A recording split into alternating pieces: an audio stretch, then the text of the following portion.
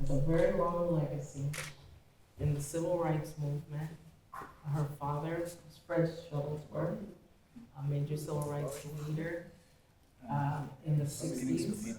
We wouldn't be here without him, thank you very much. And a new tyrant in the arena, that's so new. Esther, anyone who is a journalist, very well trained, very forceful, of course. She's on PFW, and what's interesting about them is that beyond being very educated and very everything, very forceful, they found their voices through different modalities in the arts. And they've been able to push our causes forward through the arts.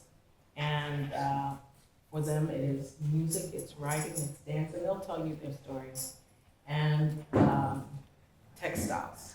So I will be speaking with them, but the way I do this, we've been interviewing people now for a good part of the year, right, Pam? And it's a very informal conversation. And I am inviting you to join. If there's a question you want to have answered, raise your hand. It's supposed to be conversational. You notice with this is the last thing, you notice with, one of the things that Pam has emphasized was the circle, right? That what we're talking about are communal art forms, very ancient art forms, and art forms that are practiced in silos, but also as a major part of the community, right? The sacred music, the sacred dance, the sacred tapestry. This is how we told our stories. So I want you all to feel part of this circle and to, even though I'm a mic, which I don't like, please be part of the conversation. I told Esther, I'm gonna keep doing that. I told Carolyn that she could begin. Thank you for the opportunity to talk with you. I say, as Ellen Jo Baker said, that which touches me most is that I had a chance to work with people, passing on to others that which was passed on to me. I was blessed to be born to geniuses and fortunate to have studied with brilliant, encouraging elders. This wealth, spiritual and dynamic, I share with others as teacher, dancer, singer, songwriter, educator, parent, and artist. Like many others, I learned skills of artistry in the church, harmonizing in choirs, elocuting in Easter speeches, all to the glory of the Creator. In segregated schools of yesterdays and HBCUs of today, I find a home and fertile soil in which to grow my ideas and enjoy the grounding with my brothers, as Walter Rodney phrased it. This begins the process of self-expression through knowing the self, this Black woman's self, this time called Carolyn, harmonizing to the rhythms of all time, the rhythm that we have been dancing forever, for centuries, as drummer Morchon tells us. How else to explain the dance? Indeed, it was the sound of the drums in my life and the teachings of John R. Hines, who taught ballet to drums, that pushed me onto the proscenium stage and developed a consciousness and awareness of myself as an artist and the responsibility and power that entails. Ashe, John Myers Brown, Marion Sergey, Faye Snow, Denise Jefferson, Pearl Primus, who taught me the discipline and technique of physical self-control to hold center, with Philadelphia my training ground, and where I delved into the liberation of Pan-Africanism and reclaimed the wealth of my heritage, amplified through study and travel, especially to the continent. All my modalities of art work together. At the Catherine Dunham Festival and Seminar, my journals were filled with colors and nights with song. I was pleased Miss D enjoyed the song I wrote, KD, Catherine Dunham. The intensity of the movement work deepened my scholarly work, adding to the energy of my writing in East St. Louis, looking at the world. Coming to Washington, D.C. afforded opportunities of voice and production. As part of the repertoire ensemble for Steve Carolyn's Anacostia Museum, I was able to produce Black History to the Future, a musical, and through in process work with Bernice Johnson Regan, who constantly pushed the frontiers of my thinking. That's why I dedicated my 2020 online text, African American Literature, 1619 to 1926, to John Myers Brown and Bernice Johnson Regan. A more recent work, the song Pamoja Tutashinda, explores the trials and difficulties of collective work. Pamoja Tutashinda, let's say it again. Pamoja Tutashinda, together we will win. It asks, how do we hold on to this happiness? How do we keep this joy? And answers, we have to work together. Together we will win. Through the struggles, power plays, disappointments, hurt feelings, and heartbreak, it calls on us. Respect me and I'll respect you, and we can work together. As my physical energy wanes, my psychic works increase. Today I enjoy songwriting and choreography. A recent work, Aluta Continua, a work in progress, echoes the works of Amilcar Cabral. The struggle continues. Incorporates the challenge of the Alabama Christian movement for human rights pledge for persons about to engage in active segregation.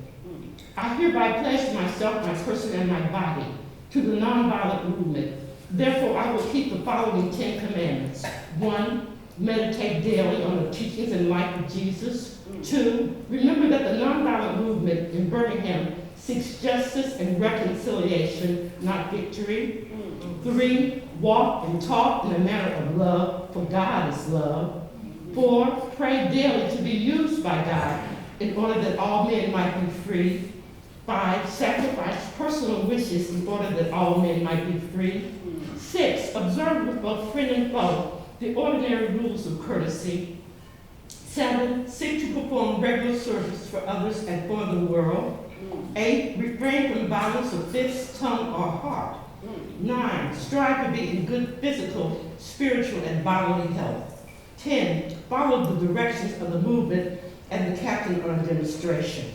Justice, freedom, ever the goal, art the most profound tool of social justice. Look at the freedom songs. Say it with me. Until the killing of black men, black mothers' sons is as important as the killing of white men, white mothers' sons. We who believe in freedom cannot rest. Thank you. I was forced to go. I better go get some notes.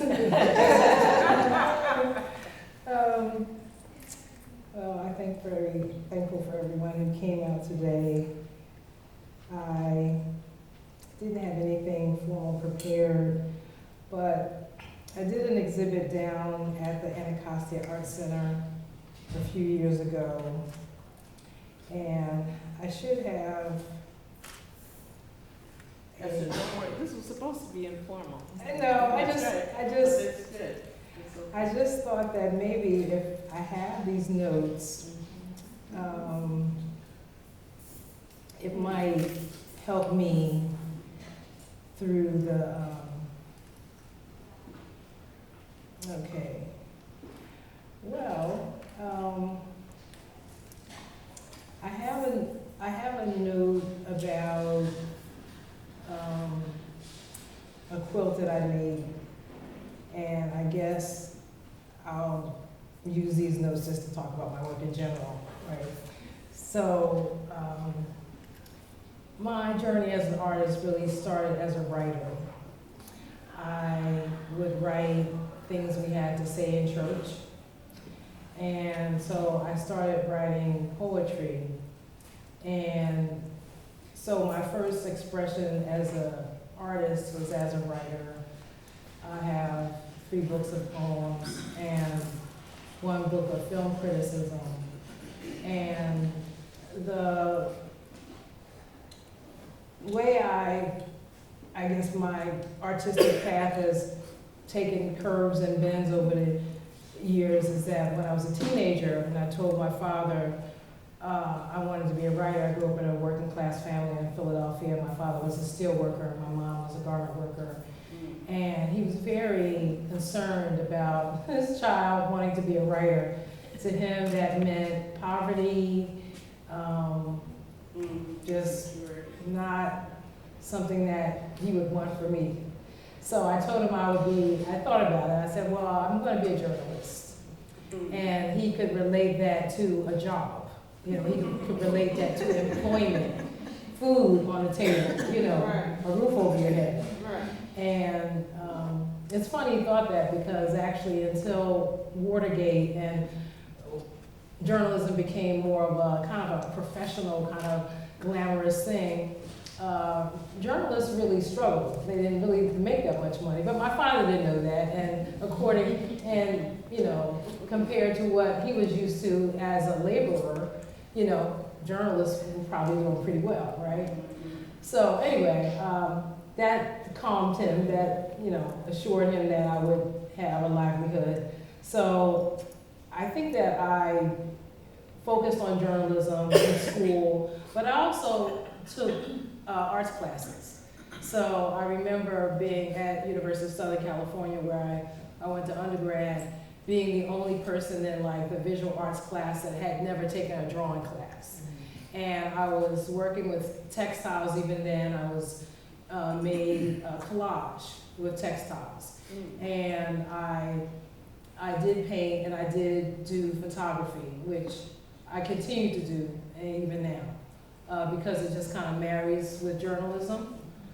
Even audio journalism, I keep a website of my show and podcast, so I put pictures of what we're covering. So, you know, that it's a through line there. So,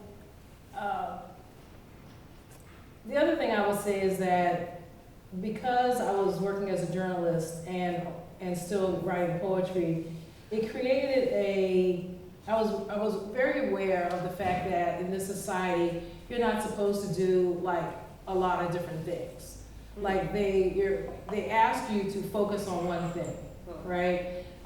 So in the poetry world, you know, people were going to get their MFA and they were going to these annual writers conferences, and you were supposed to apply to be in Cave Cana or whatever.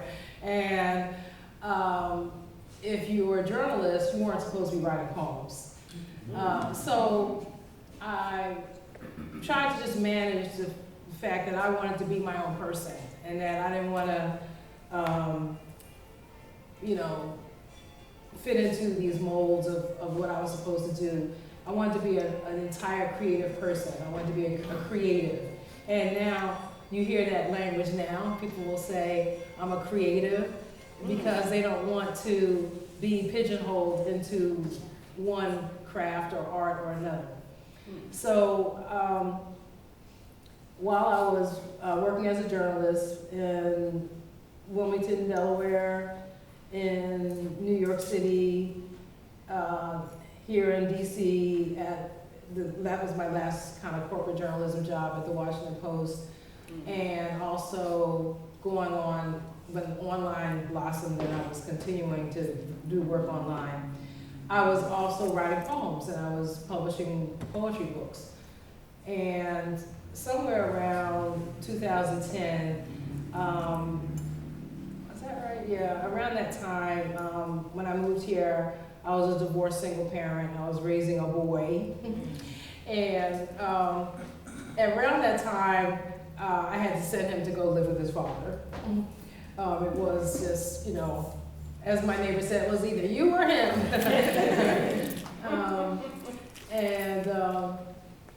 So it was, let me see, I'm getting a little mixed up, but in any case, the point is that when he turned 16, there, living in Atlanta, I made him a memory quilt of all the things that I still had from him in the house.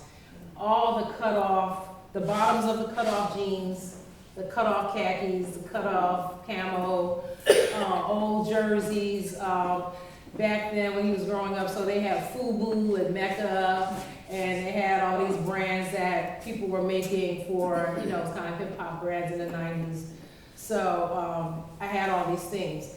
And so I made him a memory quilt, and it's the first thing, like if you go to my website, art website, it's like the first piece there in the procession, like, you know, back, the first thing in history posted there.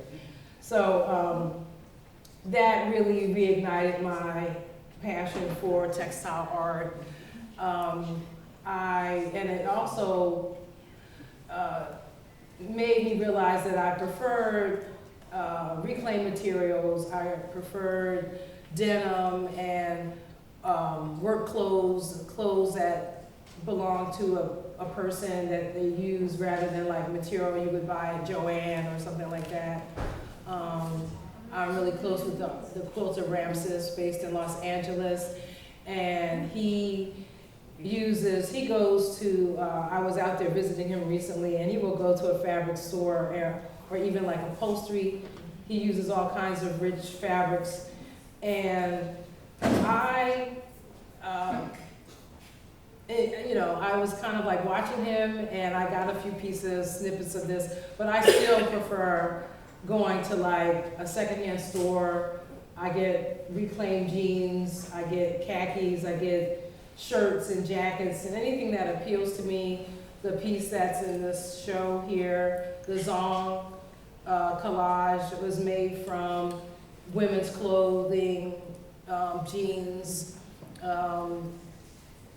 and so that's how I continue to work. And rather than he wanted to go to the fabric store, I wanted to go to the Goodwill.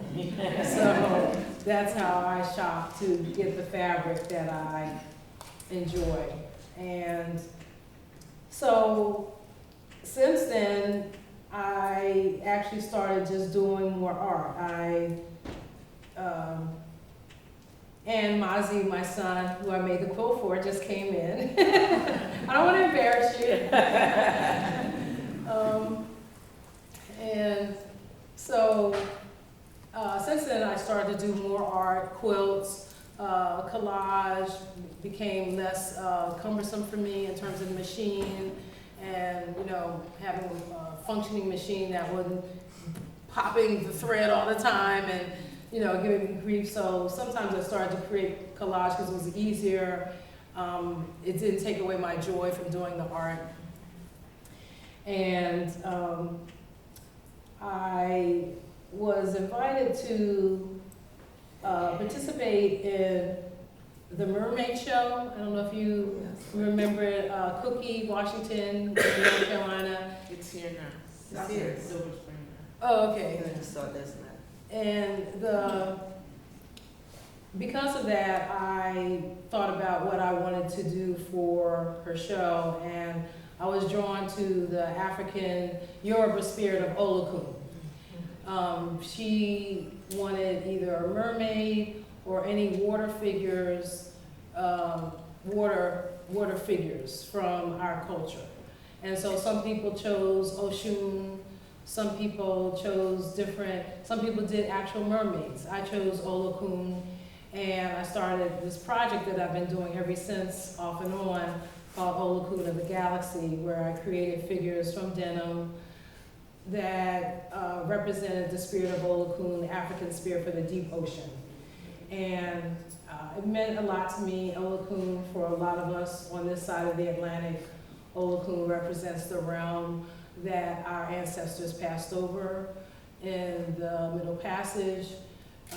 It represents, just for me as a protector of the ocean in this time of pollution, degradation, the way that the oceans are disrespected, and they are really a carbon sink, keeping the earth alive, keeping us alive, really, because the pollution a lot of it is absorbed into the ocean, which despite that, they're still becoming so acidic that their capacity for keeping us alive is dwindling.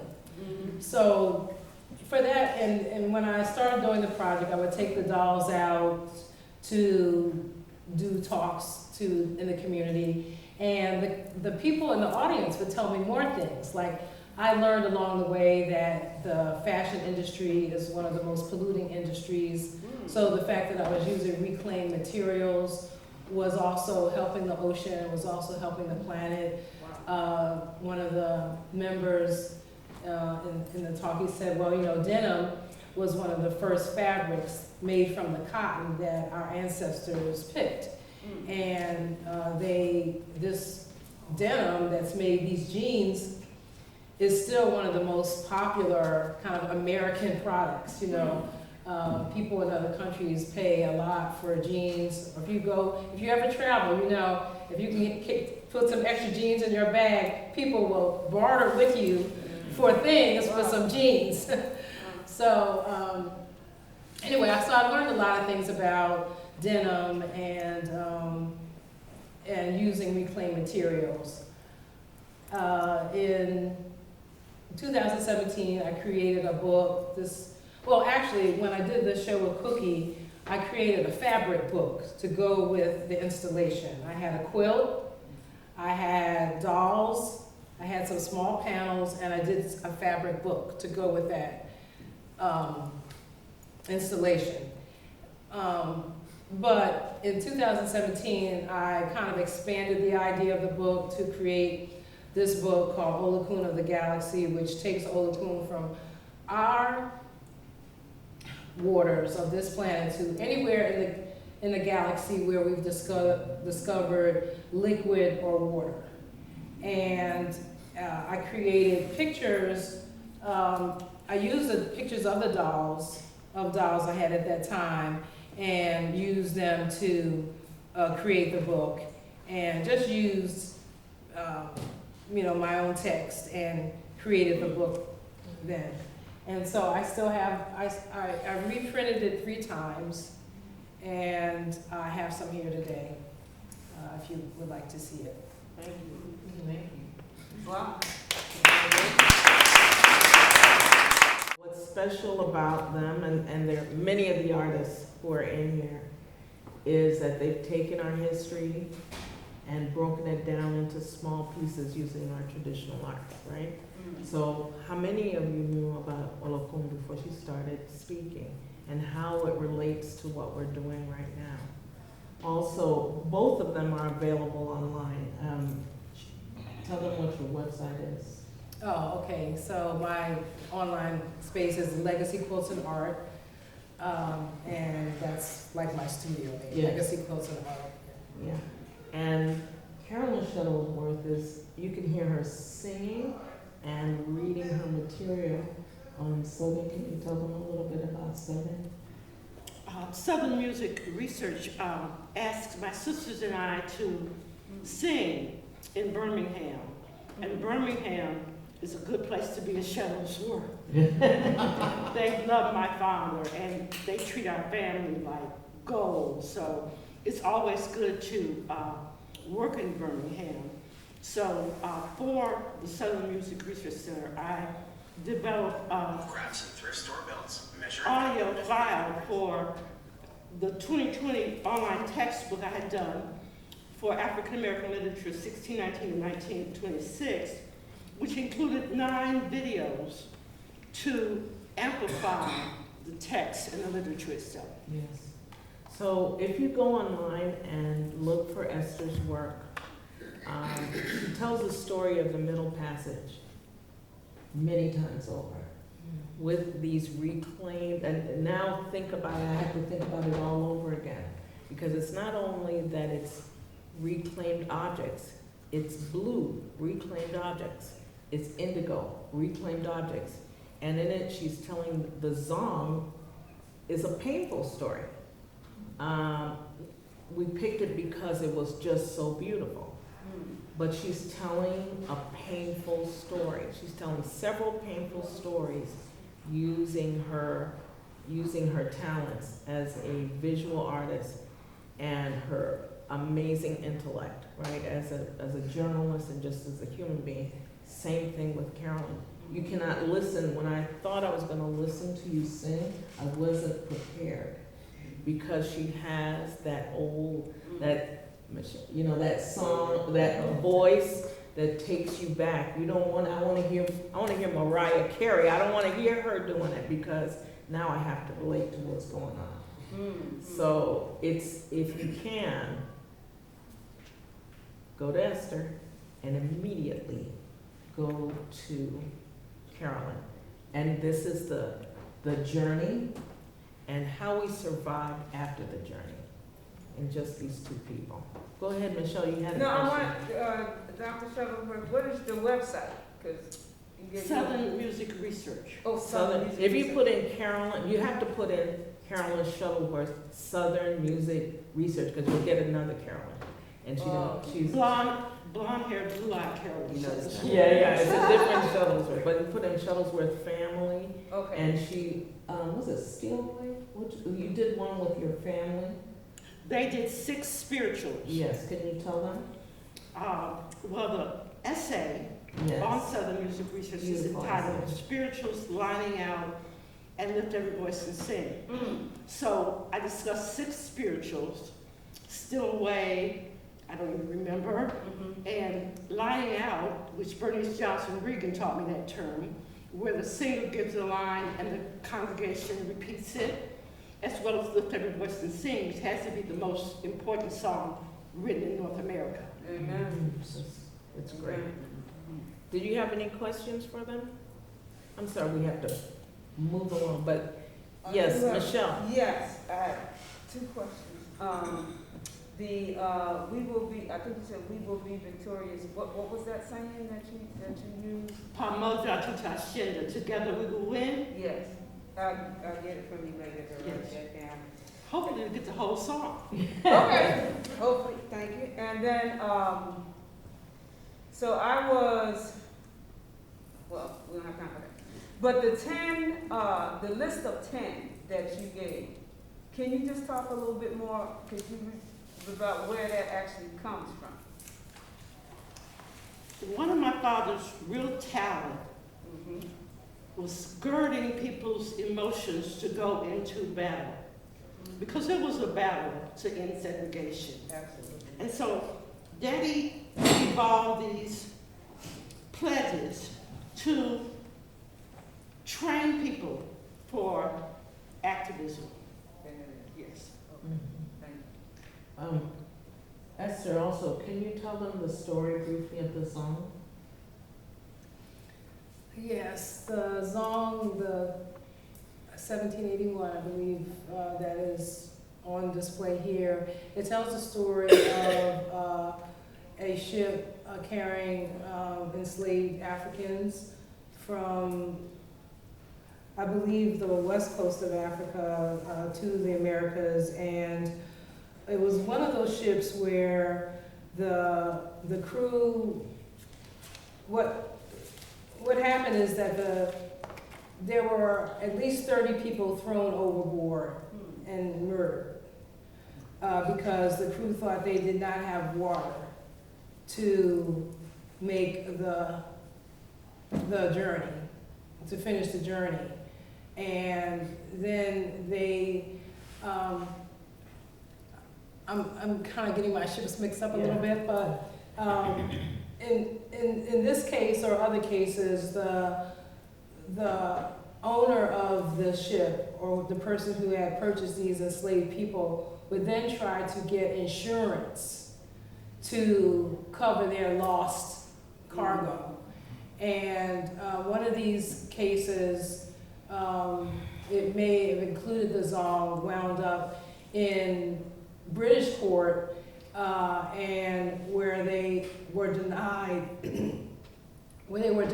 this, and pardon me, and it really led to the beginning of the abolition of slavery in England because of the barbarism and the murder that was occurring on the high seas. Are you okay? Want some water? No, I could actually. So, both of these young ladies will be available for the rest of the day. Unfortunately, we have to move on to our next panelist, but please take a look at the work Esther's work in the room, and right next to it you'll have Diana and Jai's work, which picks up on the story. You'll see throughout the exhibition that we continue to tell the story through these great artists. And Carolyn, you'll be here for a little bit, and really listen to what she has to say, and pick up, it's right on your phone. You will be amazed at what information she has. And you're also a professor at Montgomery College. Are you still there? That's excellent. What are you teaching? Freshman literature. Freshman composition. Okay, I'll be there. And you can catch Esther online, and also you have a store, right? Yeah, so I maintain a gallery space with the Abro Collective in Union Station. So if you're ever there, you'll see there's a store called Abro Collective, and I have a little section where I have some smaller textile pieces and some of the dolls and the book and some other things there, with the other members of the collective. Yeah. And read the book while it's here. Yeah, I have them available for sale also. I want to thank them for coming on. Thank you. Thank Thank you. you so Thank you. much. And I want to thank Camila and Pam for organizing this wonderful opportunity, and for really, it's amazing to hear you talk and to see how you make the connections between all the different artists and the thematic flow that you've created. It really is very special. Thank you.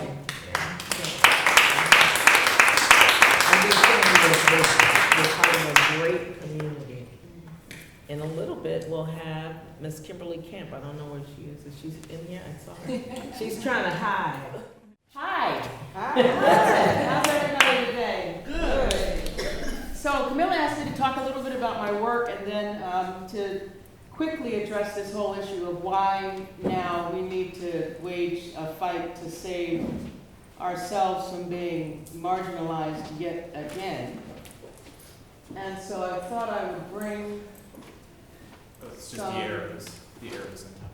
what? What? Oh, sorry. Is she the, not on? It's the arrows. I'm pushing the Oh, arrows. it's not on? Sorry. Will it work from the mouse?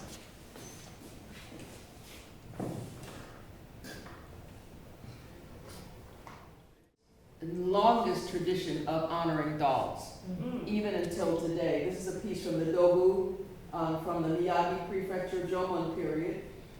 Even today they have Hinamatsuri, which is called Girls' Day. It's an annual celebration where people will the girls will bring out their dolls, and they're dressed like their dolls. It's they all dress like the Emperor and Empress of Japan from Heian period. There's also a Boys' Day where the same thing is done. So it's considered, it is a national holiday that goes back to the beginnings of the country. Of course, we know about doll making and image making on the continent. This is an Nkisi. Sometimes I use that as a inspiration for some of my work. These were mainly used to settle debates and battles within a particular village by the medicine men. As you can see, very typically, Nkisi are impaled with sharp objects. Sometimes they're human, sometimes they're animal. There are traditional puppets that come from Mali. Some of these are quite large. I had a horse head in my gallery when I first opened it up. It was almost 3 feet across. It was quite large. Very interesting traditions that exist, but they exist all over the world. One of the biggest challenges I have in doing shows is when somebody will walk up and say, "Oh, are these voodoo dolls?" More often than not, I'm able to stop myself from cussing. But I remind them that puppets are their magic. This is British magic. It was brought. This is sympathetic magic, as it's called. But again, it gets attributed to us because of bad information in movies, right? And so it would be like saying, is this a saint doll? Of course not. It's ridiculous. Probably the most popular doll, and now they are actually making them as historic figures. I think the latest one was LeBron or Magic or one of them. It was just fabulous. The Barbie dolls. Some of you may not realize Barbie dolls were actually stolen from Germany. She was originally called Bild Lily, And you see her on the right, and you see Barbie on the left. There is no distinguishing difference. Wow. There is unfortunately a great deal of thievery in the field of people copying other people's work. And this is one of probably the best known exceptions. Cabbage Patch were also done that way. If you ever look at the woman who actually made them, they look like her. And Xavier Roberts stole the idea. He went to work with her to do some marketing. He stole the dolls. She actually sued him and she won. And it was really inevitable because she looked just like him with that little face. Anyway. Wow. There are dolls that also exist above the Arctic Circle. This is one, it's an Inuit doll. I have a couple of these in my collection. A lot of times they're made out of whalebone. They may be dressed in seal fur. Very interesting pieces. They're usually very rigid and can range from about 3 inches up to, I've seen it as big as 14 inches high. And then there's my stuff, which started actually in the 80s. If somebody asked me if I was still making dolls, now I would have laughed out loud. I actually made dolls. The first ones were they were called Brown Babies and later Kimkins, and I have some of those up here. But I made them one year to sort of make money for a Christmas because I was part of the working poor, i.e. spending lunch break at the mall. And a friend of mine decided that we were going to make dolls and take them to a Kwanzaa bazaar. We made 56 dolls. We sold out in 2 hours. And people were asking if they could order them. We said, I guess so. What we did though was to make, and it's one of the beefs that I have that, not a beef, but one of the things that I try to get people to think differently about when it comes to the continent and us, because we are indigenous to this country. Right. We built this bitch, excuse me. Right. Here, what I did with the initial Kimkins was we had a catalog that had a map of the continent and then specific ethnic groups called out with specific styles of dress. Because I just hate that people keep using Africa as a synonym for black. Which the piece in my exhibition that's called Mother, spelled out in Sumerian, is all about that, because we all have an African mother. Everybody in the world. And so we need to recognize the cultural distinctions that exist on the continent and not continue to blur the lines as though we're all some giant herd of people. We are not. And so some of these pieces that I have done are just simply because I have a wicked sense of humor and I like to have fun. I used to run museums for a living. I did that for 25 years, and between that and my artwork, I had an opportunity to travel a lot. I started out as a painter 58 years ago. I still paint. But people get excited about the dolls, and as I tell people, it's part of human instinct, right? We're born with certain instincts. One is you can put a baby on a table, it won't climb off the edge, because babies are born with depth perception, right? It keeps us from killing ourselves in prehistoric times. We actually know when we can fall down and die. The other thing is affiliation. We look for eyes before we know what eyes are. So in many ways, every doll maker has an automatic audience, because people can't help but look. Which is, I tell all painters all the time, if you want people to look at your work a little bit more, make some of these and put them in the front and put the paintings up. Because then they'll, so it's one of those little tricks that I tell them to take full advantage of. This piece was called The Morning After a Good One. This is one of my major collectors, Juliette Bethea in DC. In 1982, I started the Kimkins. They were male and female. There were 16 males, 16 females. 2 of them were transitional African American, which was a conjure woman and a buffalo soldier. And they really did celebrate the ethnic diversity of the continent. On the right is one of the original ones, and on the left, some of the newer ones. I actually have one on the table that I have, and I haven't made any of these in a while. The faces are all hand-painted. I use real beads on them, and then dress them in traditional cloth and also other outfits. It is in 1989 that I started doing cast stoneware pieces. And I did these at Manchester Craftsman's Guild in Pittsburgh because I was able to ask them to custom mix the slips so that it was the shade that I wanted. And then instead of glazing them, I oil rubbed them so that they would have the same glistening as skin did. So these were 3 of the first series of 10 pieces that I did then. And then I had a wonderful opportunity. There was a craft, some of you are from DC. There was a craft shop called Michael's. MJ Design. Oh, it was wonderful. And I used to love to go through MJ Design and just explore and discover things. And I found paperclay. And I said, oh, this is really interesting. I started researching it and realized that it is predominantly used in Japan for their doll traditions. And this particular one is made out of silk clay. Because I had an opportunity shortly after that to travel to Japan, I was there as a visiting scholar at Tokyo Gaidai University. And every break I had, I went to a department store and asked for paper clay, kaminendo. And I would get it and take it back to my hotel room and mess around. I actually stayed at the Y when I was there to save a lot of money. Play around with it. Actually, I found the silk clay in Nara, and I have never found it again.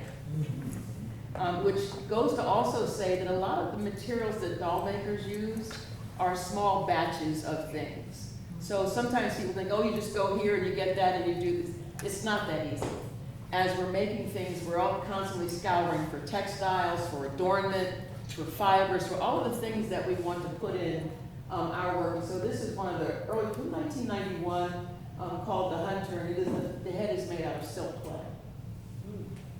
And then did the Ibeji Idowu, and again, as part of this, trying to draw the distinction of different ethnic and cultural traditions on the continent.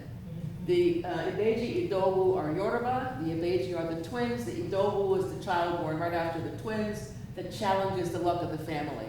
So my dad was an identical twin. My Uncle Jim was the Idowu, and he was the most mischievous man that was ever on the planet. He was also a wood sculptor, and all my dad's family were all artists. Unfortunately, one left, my Uncle Donald, was a photographer. But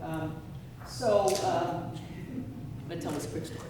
So Uncle Jim was, he had a furniture shop on Sansom Street in Philadelphia for many decades. And he made furniture. Every now and then you can see his stuff come up for auction, but he made things for a lot of, John Wayne and Sammy Davis Jr., et cetera, et cetera.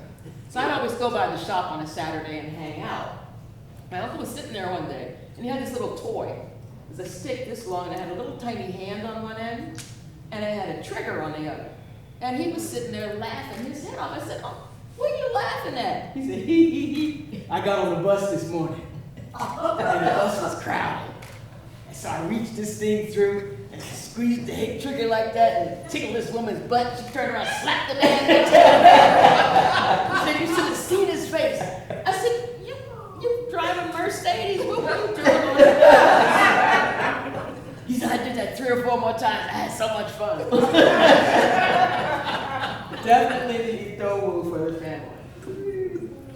At the same time as I'm doing that, I'm also sort of exploring and expanding our notion of what it means to be Black American. We're all mixed race people. When, I'd say to somebody, the Dresden plates belong to me too. Don't try to say as though that's not me. That is me, unfortunately, because there was a lot of raping going on. And so I always try to encourage people to expand the symbology that they're using, because we all know that everybody comes from the continent. More of what we can claim is broader around the world than typically what we tend to use. And so in order to explore all those things, knowing that it all comes from the same place, it opens up a whole world. Say exactly what you said. That our symbology, the things that we do, everybody comes from the continent. We can claim a broader vocabulary of symbols, of ideas, of contextual settings for our work. It's interesting because we carve out what our identity is. And I often tell people there are no Black people in Africa. There were Igbo, Hausa, Yoruba, Fantis, and when they put us on the boat, they said, you are now Black. Right? That's why I say we're the second most indigenous people in this country. And because of that, our world is much broader, because it also includes those peoples in Europe. That's the famous essay, I have grape color skin. So see, I think they're very important concepts, because I think they help us, as I talk very little bit later on about why we need to fight this fight to maintain our cultural integrity and prove to people that we are not an inappropriate ideology. Some of the dolls I said are just fun. I like to just combine different materials. I don't start, sometimes I do a sketch, but very seldom. I usually just make a batch of hands, heads, feet, horns, hooves, because I'm using clay bodies. So whether it's polymer clays that have to be cured, air-dried clays that need to be dried and sealed, or ceramic clay, which I use probably now more than I did before. So I make all of those and I put them in a box. And when I'm ready to assemble stuff, I just reach in and pick a head and it tells me where it wants to go. These Unchi babies I made when I was in DC. And my grandmother was actually still alive at that time, and she had gone, my parents were from Farrell, Pennsylvania, and out in steel country, 9 miles due east of Youngstown, Ohio. And my grandmother was from grandparents were from South Carolina, from Bennettsville. And grandmama had gone to a wedding, and I happened to be up there, and she said, I was at the church this morning, and this so-and-so and so-and-so, and Miss such-and-so was sitting in the back of the church talking about everybody's clothes. And she said, they wear the best clothes they can. Oh, heifer. I said, heifer. And so I started out with that cow in the front, and made it a heifer, with pubes, of course, right? Because, when you're going to be tacky talking about people's clothes, you've got to be as tacky as you can be. And then I decided to make the rest of the wedding party. So I made almost 100 of these things. I had to have none of them left. But they were, and I took them to my mother. And I said, I have no idea what to call these. And she said, oh, Auntie babies. I have no idea where she came up with that. That's what I call it. I also did this because Grandma called somebody one time a fish face fool. And so I made these fish. The fins are pheasant feathers. The faces are paper clay. I use beads for the eyes. And simple sequin fabric. But I stiffened it with glue and then pleated it so that I could attach it as the fins. So as I mentioned, sometimes I do sketches. More often than not, I draw them because when I was working in the field, doing museum stuff, and check my time, doing museum stuff, that I would sit in meetings and do pictorial notes, so that people would try to figure out what I was taking notes on, and they couldn't really get it. So there was a friend of mine at the Smithsonian. She walked in one day and looked at one of my drawings, and she said, I see this. Okay, this one is such a so-and-so, and this one is this one, and this one is you, and you telling him that he's talking a whole bunch of crap, and she just read the thing like it was a Bible. I said, Pat, go away. Don't talk about my secrets, man. So very seldom do I make them, but sometimes I do. Sometimes the ideas linger. And then this was a real turning point in my work, because I remember on a Friday night, that's where this doll finished itself. A Friday night I came home, I had a dowel in either hand. And Sunday morning I woke up and that was looking at me. It is paper clay with crayons, raffia, lamb's wool, suede, wood, polymer clay, Indian bells, and a bunch of other stuff. Wow. And I'm looking at this and I said, I have no idea where this came from. And I took it to work. And I'm sitting, because I like to, you like to look at stuff after you make it to make sure if it's finished and stuff. And there was a curator putting together an exhibition of dolls, and she said, that's it. That's going to be the poster for the dolls. Right. And it also ended up being the cover piece for the Uncommon Beauty and Common Objects exhibition, which was a landmark exhibition of African American craft artists. And I really wish somebody would do that again. That show it traveled for 3 years. It went to the American Craft Museum, it went to the Renwick at the Smithsonian. The work in it was absolutely extraordinary. It was organized by the National African American Museum and Cultural Center in Wilberforce, Ohio. And they had, was it John Lockhart or Bing Davis that did the drawing? It was Bing that did portraits of each one of the artists in the exhibition, and then had the work in there. Extraordinary. If you ever get a chance to see the catalog, and I wish somebody would reprint it, because they keep acting like we don't make real craft. And I have problems with that. This was one of the pieces I did as sort of an inside joke, but not really. It's called Come. There are phallic images below this piece. And there's 3 different kinds of European lace. The eyes are green. And part of the theme, the idea behind this is that there has always been this envy of our ability to continue to exist. Because people have been trying to kill us for hundreds of years. And we've just never gone for it, right? So people say, oh, this is very interesting, this is about babies. I said, yeah, well, sort of.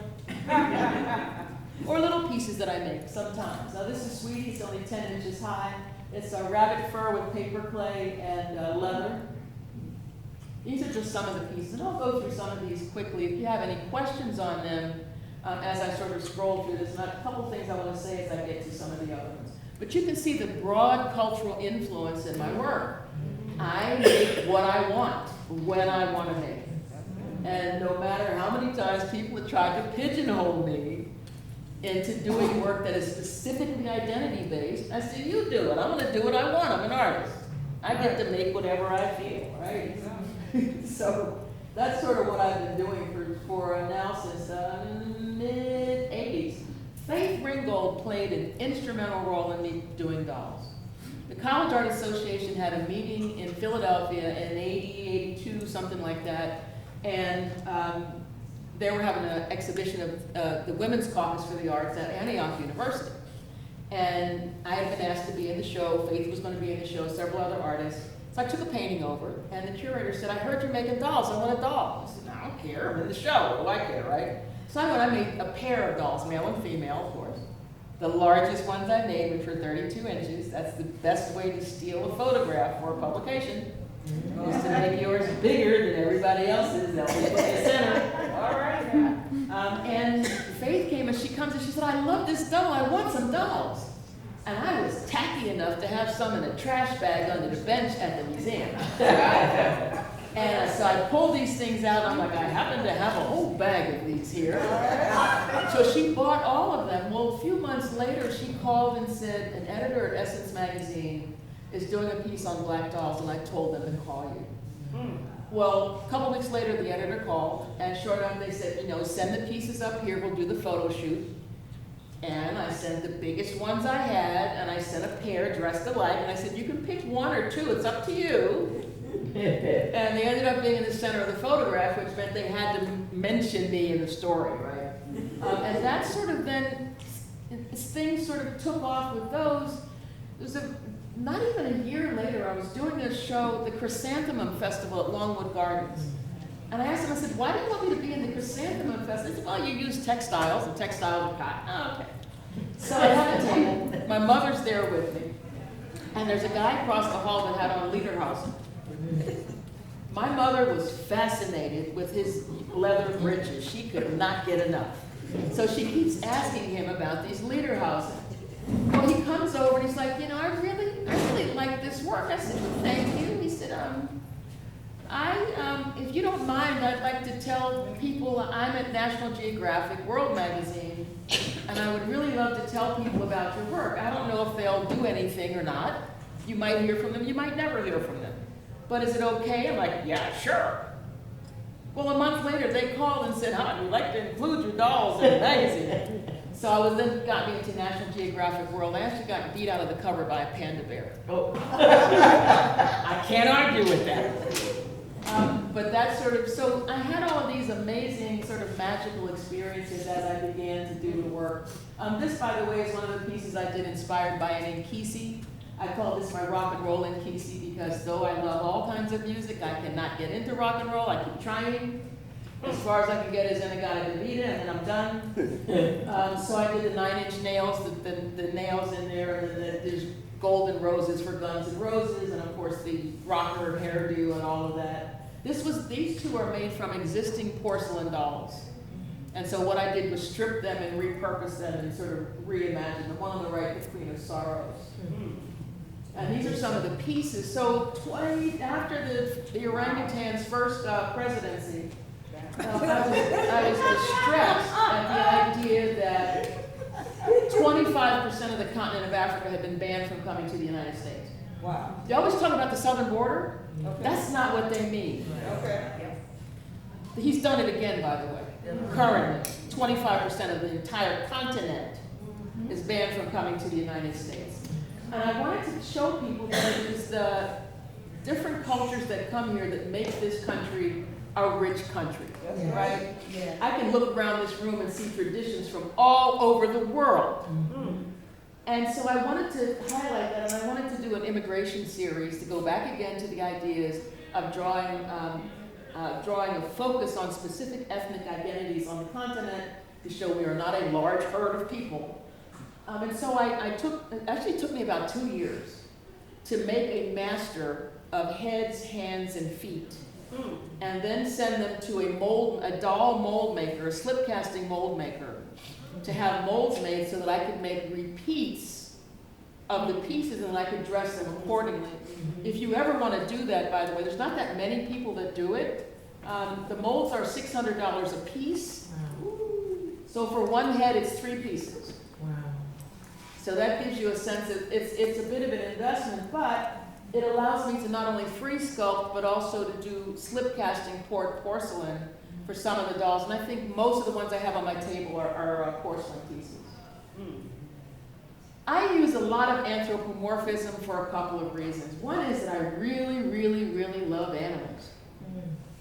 But the other thing is, in better understanding us as human beings, we have got to recognize that animals have as much a right to this world as we do. And just because we can't speak dolphin doesn't mean we should just kill them or ignore them. We're finding out more and more that animals have intelligence. Duh! They have the same stuff that we do. They have the same emotional responses as we do. They get the same illnesses as we do. Why we think they're different is beyond me. I know my cat is smarter than most 4-year-olds, unfortunately. It's a real asshole. So I do a lot of these. So this is George.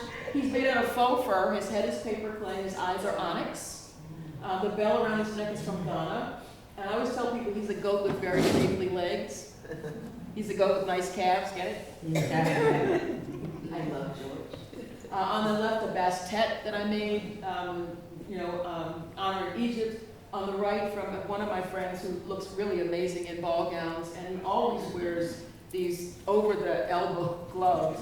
So I call this Some Enchanted Evening, and it's made out of pink velvet, and that is actually hand-painted chiffon that is on his dress, and it has a piece of deer antler around his neck. A monkey also did a Shango. The Shango is made out of hand-sewn felt. The monkey on your that side is stoneware. Oh, I think I had the best head in here. And then my soul searcher. So I sat down and I made one day a raven head, and I made some little boots with they were turned over, sort of like he'd been walking, and put little buttons on the side. And I was going to make this raven with these shoes on. So I took the head, I got the body, I got some velvet, and I started making it. And I couldn't get the head to sit on there right to save me. So I'm unstuffing it and restuffing it and resewing it and unstuffing it and resewing it. And one night I took the scissors and accidentally clipped through the flesh at the end of my finger. I was like, damn it, why didn't you say you didn't want this body? So I tossed it away and I made 2 long legs and what I called a snatch. Somebody snatched it right up because I had done a particular placement with feathers on the doll. And then I looked around and said, okay, who wants the bird body? And he spoke up. So that is, hand feathers and all of that. Sometimes I use found objects.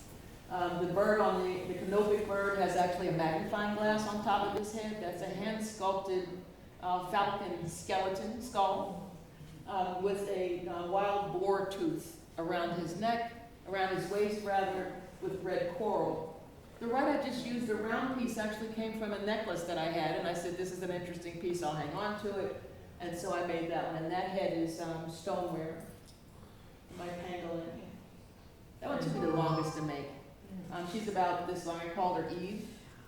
There's an amazing documentary on HBO right now about pangolins. If you have not seen it, watch it. It's brought me to tears, I'll tell you. It's amazing, amazing. Paganini. I made after I came back from Morocco. It's made out of camel belly leather, which if you ever have a chance to get some, is phenomenal to work with. There's recycled mink, recycled Tibetan sheep, recycled rabbit fur. There are freshwater pearls, polymer clay, stoneware, deer horn, quartz, a bunch of stuff in there. I call him Paganini because he's getting ready to sing in the operas. And some of these I show people and I said, stop calling me an African-American doll maker. I'm black, yes. But the elephant with a penis has nothing to do with being black. I made it because I wanted to. It's hand-sewn, it's hand-sewn leather. Or fly. And mermaids. The tails are made out of bull horns.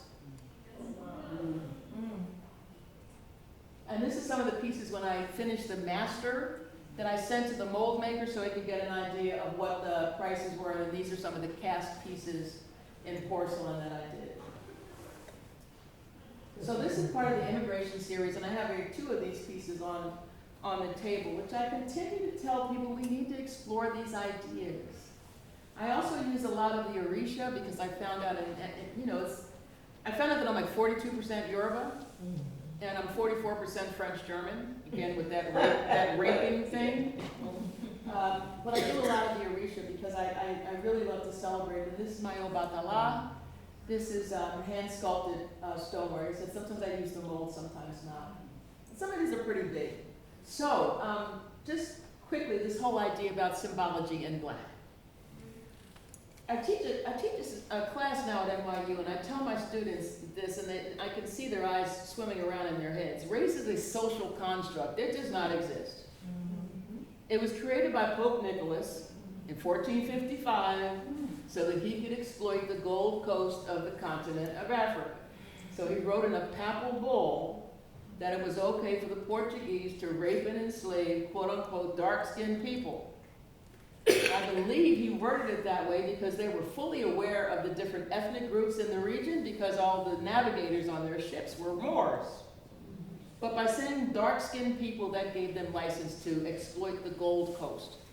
50 years later, the Doctrine of Discovery, another pope, said, if you find them and they're not Christian, you can enslave them and take all their stuff. But before you do that, make sure you christen them and then you can brand them. Which is fascinating as we celebrate this Pope being buried today, right? The Catholic Church has given us many things. But when not too good, but what I try to tell people is that we can do work that is based on identity, and we have the privilege of also looking at our identity broadly because we are of this world. I made Big Al, so I did these pieces for a show. I'm going to finish up real quick. I did these pieces for a show a couple of years ago. I was asked, the curator asked me to do a show and address the question of what is blackness. And I said, what do you mean? And she sent me her curatorial statement, and it said, I was exhibiting with a Dominican artist. These 2 artists snatched from their native land and stolen from their heritage. I said, we're from here. My people were standing on the shore saying, oh, look, here comes some more white people in a boat. So I used the Brer Rabbit tales, which are Geechee Gullah stories based on West African trickster myths, made American by Chandler Harris, who stole them, put them in a book. They were then sort of canonized by Disney, and you get Brer Rabbit tales. Those are our stories. And so I decided to use the Brer Rabbit context, my love of anthropomorphism, to highlight the fact that we are indigenous to here. This is our country. Yes. Y'all are the ones that keep labeling us. That's right. This is our country. I found out the other day, the first, I know I'm going to wrap Well, up. it's all right because it's fun. The first ambulance service in 911, Right. they met by black people in Detroit. And there's been more of an effort to erase us than to celebrate us, which is being done again. So anyway, yeah, so Big Al, so you see that image on the front. So he's stoneware. He's about this tall. And he's stoneware. I have a wild boar tusk around his neck. He has Nigerian bauxite in his necklace. One antique trade bead, because I try not to use those a whole lot because they're so rare anymore. The bead that in the center is about 400 years old. The only tangible evidence of the enslavement that's left is us and the beads, right? But I took paperback silk and designed textiles for these dolls, so he is actually wearing the papal bull from Pope Nicholas V. Wow. And that's Nicholas on the front. So when I say to people, racism was created by that dude. Yep. Because it has a beginning. It's not human nature to hate. We have to look at where this stuff comes from so we can understand it. I did my Miss Raccoon as Honey Child, which, look at that was like a derogatory term for black women. Oh yeah, sure. But I was doing the research and I said, I was looking through my library and I found my little black Sambo book. And I still the book that I had from when I was a kid. I'm reading through the book and I said, I always wondered what was with the tiger and the butter and the curly-toed shoes. It's not a book about us. It's about a Tamil child from East India. But if you're going to create an inferiority, you have to create symbols and images that support an inferiority. So over the years, the images in the book were bastardized, if you will, to be about a black child, to the point now you say Sambo, and we automatically go, oh, you're talking about me. Mm-mm. So what I did was take the original book and then look at iterations of the book over a period of years to show how the images changed from being about this little Indian child to being about a black child. And in the text on the bottom right in that black, it says the race to create race. And that appears, and that was a paperback cotton that I printed. The sleeves are made out of a reduced version of a quilt that my great-grandmother made for her. And she's stoneware. She's actually made out of a raccoon. Because I have a lot of people who give me, a lot of people that give me recycled furs, not a lot of people wear them anymore. And so I was actually able to make her out of raccoon.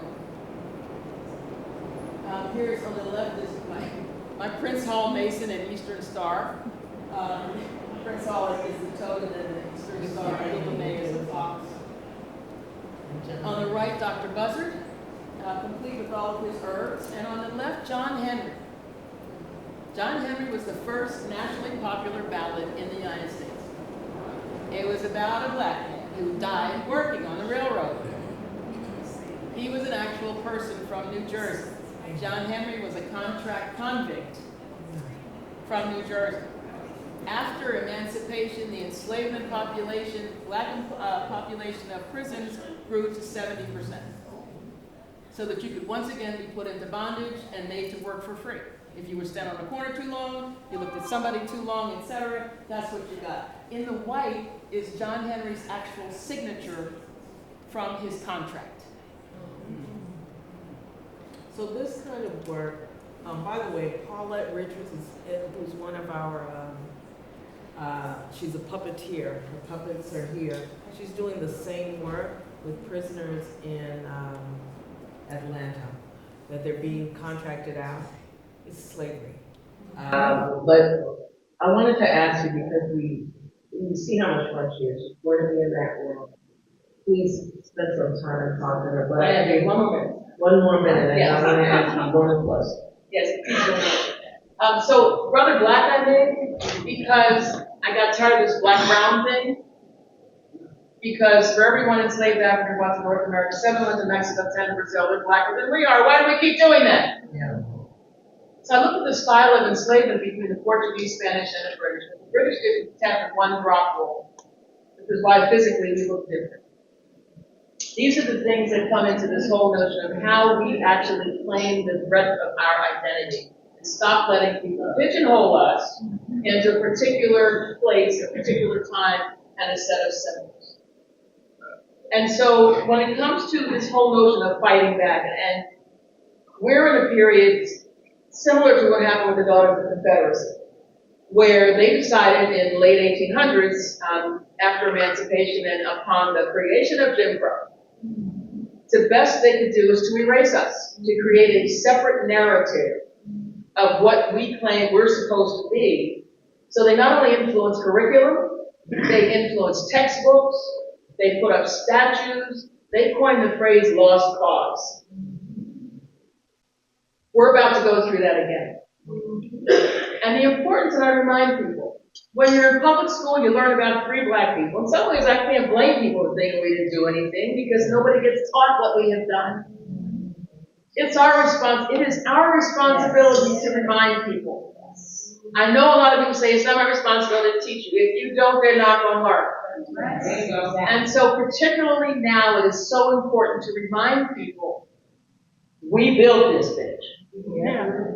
This country's economy was built on cotton, sugar, and enslavement. That's what created the wealth of Europe. That's what created the wealth of the United States. That was from us. And so in this whole attempt to try and erase us, be it inappropriate ideology, which is a term that an attorney came up with, and she went to the orangutan and said, we need to correct the Smithsonian because they have inappropriate ideology. He said, great, go do it. But we're seeing it in other areas as well. What is critical, we cannot let them erase us again. I refuse to allow it to happen. And so here is what I would ask all of you to do. Make phone calls. You can call Republican legislators. If they ask you what your name is and your phone number, I say, I'm not giving you anything because you're vengeful and you go after people. So no. This is my message. Tell your boss what I said. Send postcards. Letters get held up and sorted. Postcards go straight through. Let people know we are not going to be erased.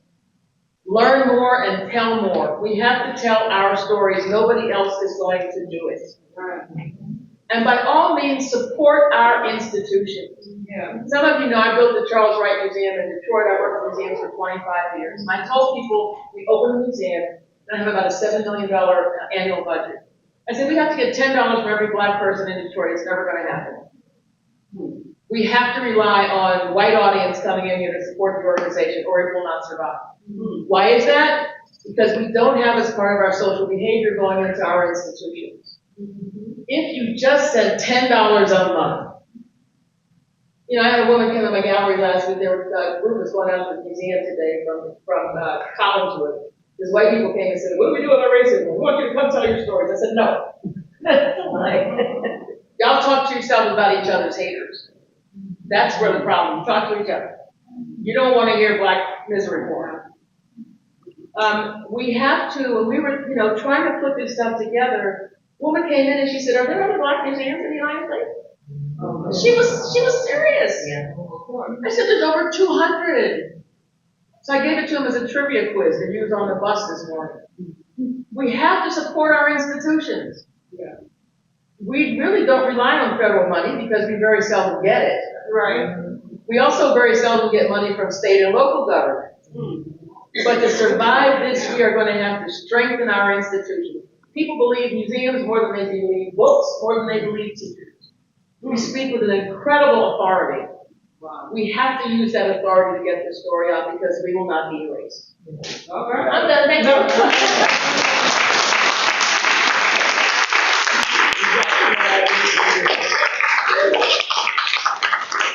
Of this and the more in the audience are right here in front of you.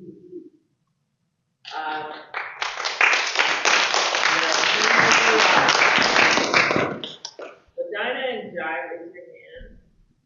Dinah and Jai were former senior curator for the Smithsonian. I want to say the Smithsonian in general, although her home base was the Office of Folk Life and Cultural Heritage. They kept changing their name, and I knew that it was just Folk Life. And Diana and Cam and I all worked there. There's still a bunch of us in here.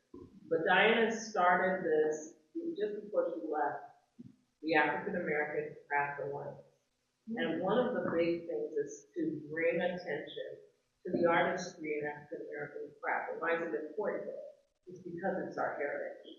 And it's where our storytelling has always been. It predates the founding of this country. And it comes in a lot of different forms. And when Ken and I first started doing this, and we said, well, we want to mix the music with the craft, and they said, well, it's impossible, except that we were right in there, and we were both the music and the craft. They looked right in her face and say, oh, the craft and the music don't go together, but she is both craft and music. Right?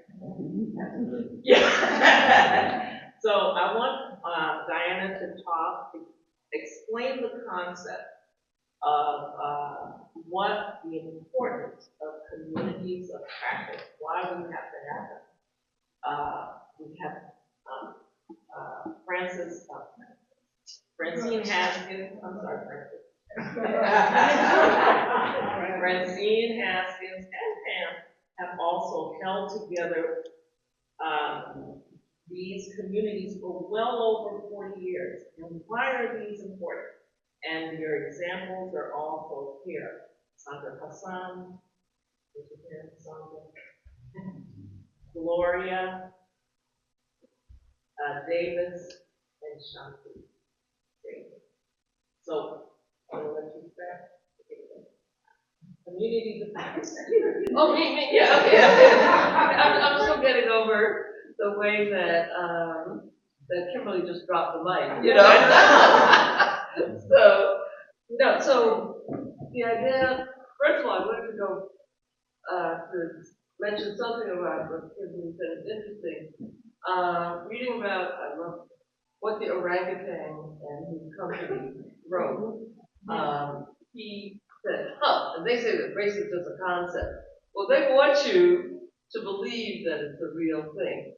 They want you to disconnect it from the idea of cultural communities, of communities of practice throughout the world, and the fact, as Kimberly said, that we're all from the same origin. And the other thing is that we are an international people.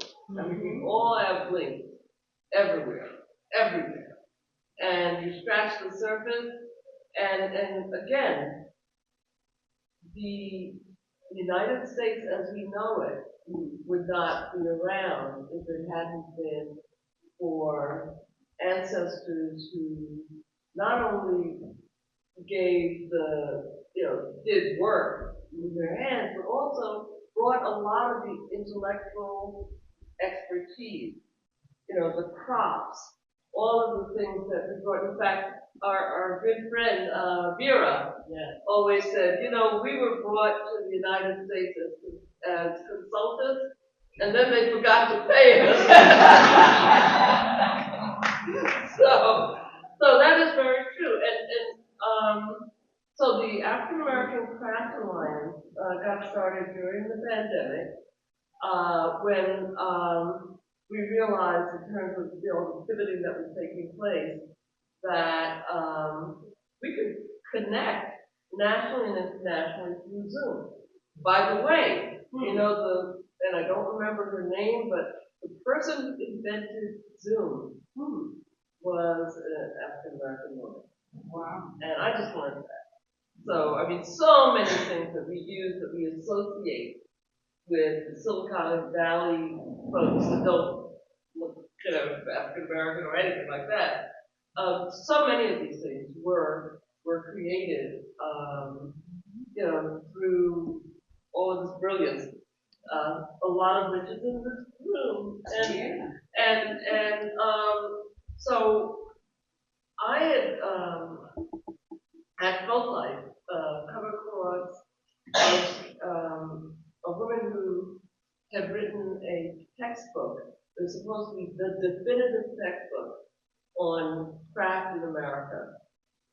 And she said, well, do African Americans still make craft? Do they still, because we can only find, I asked all my friends and all the galleries, and they only came up with about 5 people. And I said, no, this is ridiculous. This is ridiculous. Not only as an artist myself, but also all the people that we know, all the people who are part of many communities of practice. So we started by doing a series of convenings. We had about, let's say, it started with about 130 people. And every week, we would do a gathering online of about 15 or 16 people. And this was first of all, individual craft. Artists who work in the craft field, we have a big tent because there's so many people artists who are maybe academically trained, or artists who are community trained, and but they're all part of folks who work with their hands to make things, to make different things. And at the end of that, we said, well, clearly we need a database. Clearly we need to let people know, including ourselves, how strong we are as an overall community practice. The second thing is that we need to know about each other's craft, not only textile, but the textile people need to know what the ceramic people are doing. The ceramic people need to know about what the metal people are doing. And so the second thing and this was a surprise to me, I said, okay, second set of convening, we need to get together with African American craft organizations. I did not realize how many of us are either in collectives, informal collectives, formal collectives, who have conferences. I mean, the textile collectives are the largest. I mean, we have many organizations. I just saw Carolyn Mazlumi yesterday. And Carolyn Mazlumi, if you don't know who she is extraordinary. She is both a quilt curator, a quilt collector, and a quilter herself, a quilter extraordinaire. She just donated several of her quilts to the Redwood. And there's a wonderful exhibition that everybody can see at the Redwood Museum right now of African American quilt work. We need many more of these, but nobody can say that there's nobody to address. But anyway, what I'm saying is that Carolyn's organization, Women of Color Quilters, is only one of many. There's a woodworking organization, there's metalsmith, there's creative clayworks. And so what we did with this information, while the pandemic was on, we ended up doing some things on for the Folklife Festival online, and you can go to the African American Craft Initiative, and you can see articles, because what we realized, we need young scholars, so we created an internship program. So many young African American scholars have articles that are written, some of which are in now places like American Craft Magazine, and many are online. And this was to make sure that there's a second generation, or more generations of scholars. The other thing is that we realized that many of us do not document our work.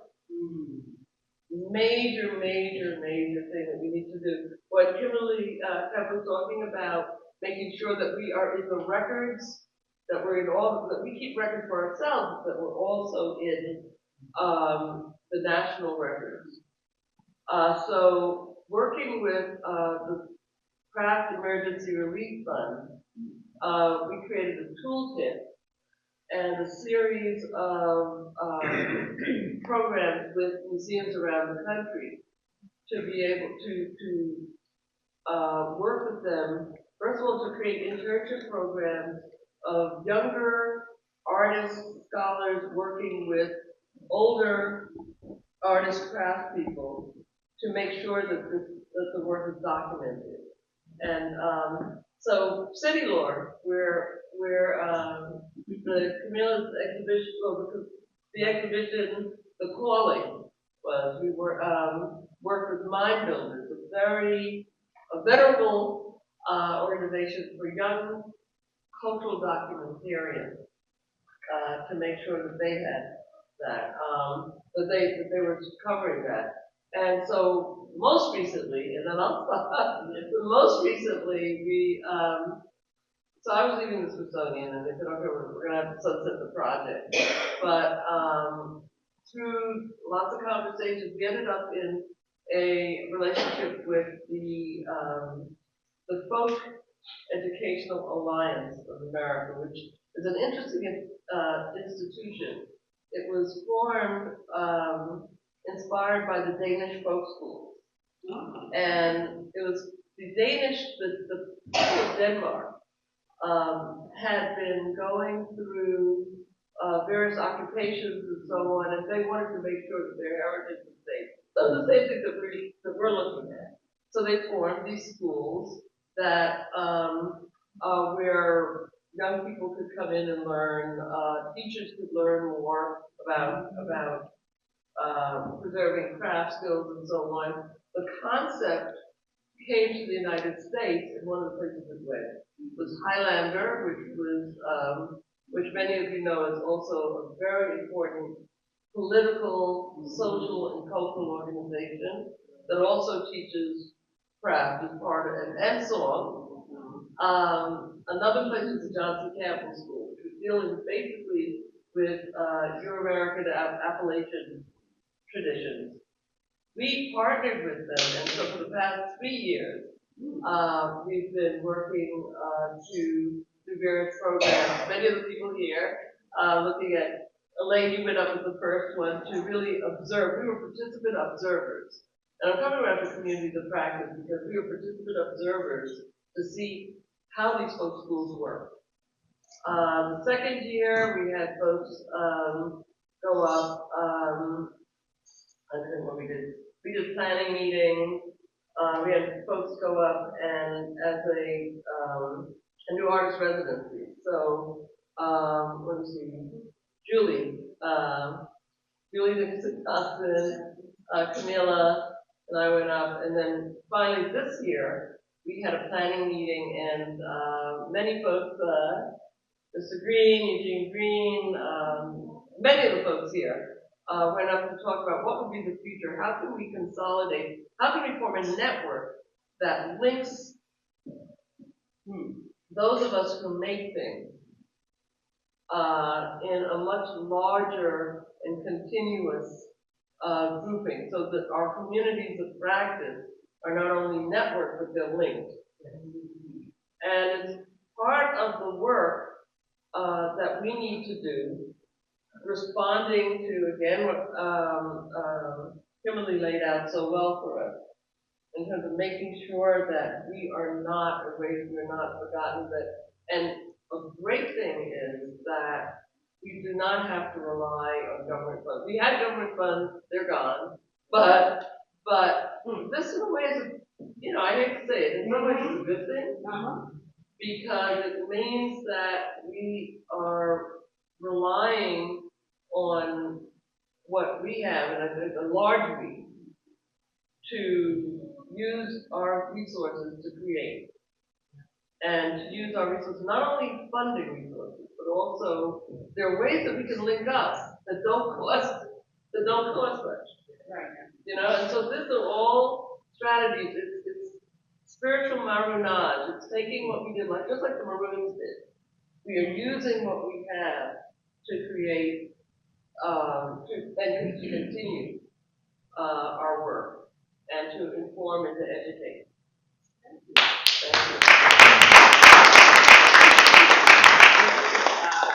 In this room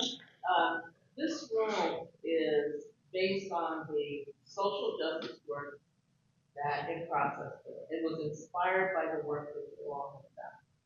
And the women here, the majority of Francine's work is in the other room. Talks about where we actually came from. You need to see those installations, but Diana, Sandra,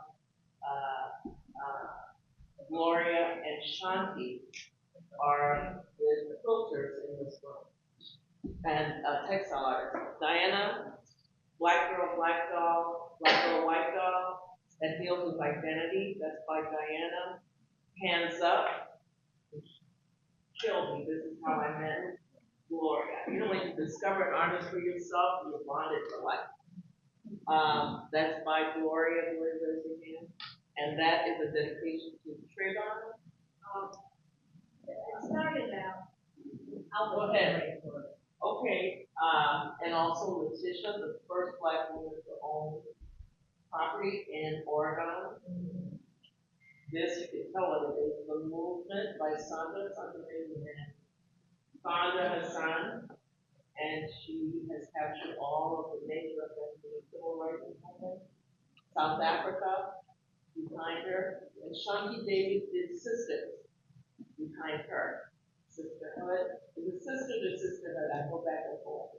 Could be both. And to commemorate also the work of in process, but also the sisterhood between them. Am I correct?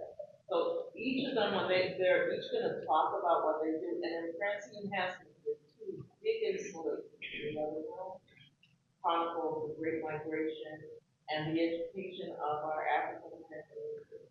So each of them is going to talk about this and how communities of practice support. They each belong to a community of practice. In Francine's case, she's a linchpin for all of this.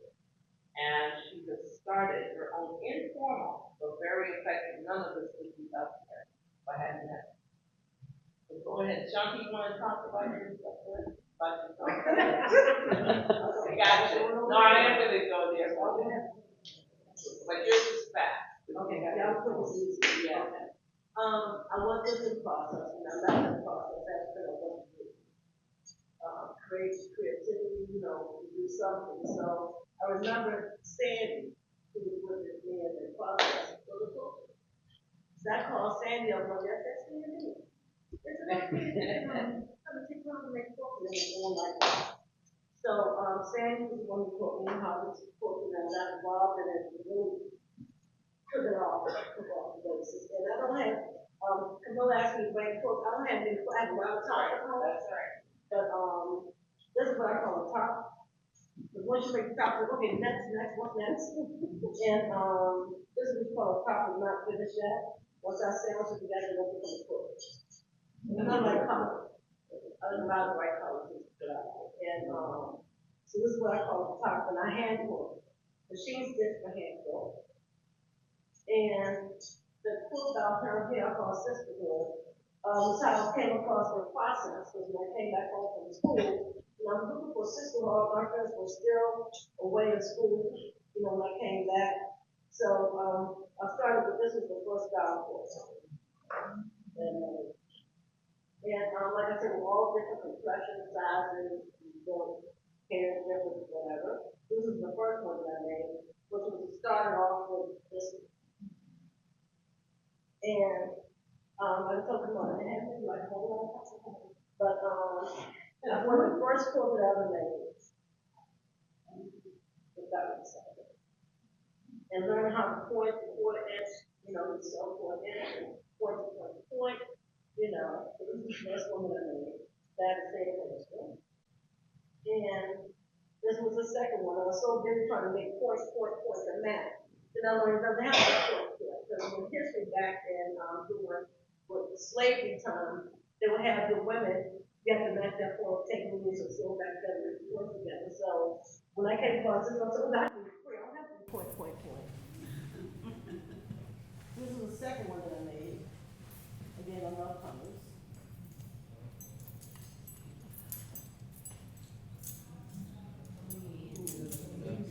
And so this was the second one that I made. And then from on, it was off to the races. I had books I bought on. There were quilt patterns about doing slavery that hung them outside the house, and that was a safe passage. You can go to this house and knock on this door. And my mom trying to think of the name of some of the patterns. I can picture them, but can't think of the name of them. And then just learning about the history, like back in our country, African country, brothers were the ones who doing like the weaving and a lot of weaving and textiles. But when they brought us all here, they were so busy trying to teach the women with the quilting, and then they constructed and controlled it like point to point. So learning that, and then with this history of quilting, it's amazing. It gives me serenity, it calms me down. And I just retired, but just before I retired, I had kids make a quilt. I sewed it together, but I wanted to give it to the principal so they can tell the principal what they learned in kindergarten. So I gave them, I bought the fabric crayons, gave it to the classroom, to the teachers, picked 6 out of each class, and then I sewed it together, presented it to the principal, and put it in a shadow box or shadow frame for her. So this is everything they learned in kindergarten. But to let them know that you can do this too. I couldn't let them do the stitches and thing, but they're 5-year-old kindergarten. So, but you can just expand it and just spread it out, and get the children involved. And the sister who has the book, oh gosh, I can't think of her name. Y'all know what I'm talking about. She did a scene in New York on up to the roof. What's her name? Yes. So yes, I would read that, bring back to the class, show them the pictures in the book, of the story, get them involved. But there's so much that we can do because it just calms me. It just makes me smile. And I had moved back home to be with my mom to help her out. So the first quote I made was back after she passed. The first one I made was with the kids, and sewing that together just. So I'm sure. Okay, so it's gone. Thank you. Thank you.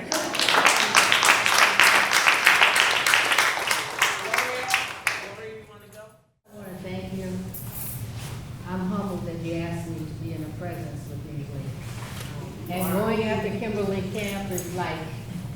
Awesome. So I just want to thank you for that, and Sandy Springs, Virginia. Yes. I was listening to Diane talk about Carolyn Mazlumi. The quote on the wall over here was the first quote that made me realize that I was an artist. Until then, I was just doing what I wanted to do. Until then, I was doing just what I wanted to do. I submitted this quote to exhibit in Florida, and they did not take it. And I should have known better, because that's not where you send a black quilt to get it submitted. But at that time, I only had this much done. So when Carolyn Mazlumi opened up her call outside of her Women's of Color Network, she allowed people to submit. And this is one of the quilts that she accepted. So I text her back, are you sure that you want it? And she took a second one, which we'll see here, which is my Shirley Chisholm quilt. So she took those two, and I will also say that between Carolyn Mazlumi and Camila, and a couple others, I have it documented in books. So this happened during the time of George Floyd's death, and that was one thing that hurt me deeply. It was as if it was happening to a member of my family, if you can hear me. Am I talking loud enough? It was as if it was happening to my brother or someone like that. So combine that with the idea that I like to use materials that have been used before. So I started out with scrap fabric, and you're gonna see that theme sort of in most of what I do. So in here is an image of George Floyd, where this whole quilt came from. And I use black and white to symbolize a lot of the theme is that this is not a black and white issue. It's really an issue of money. You know, people using our labor, our ideas, but if they keep us arguing with everybody, then we won't get anything done, and they can continue to make money. So I have it in black and white in different forms. And then I have the police here because of George Floyd.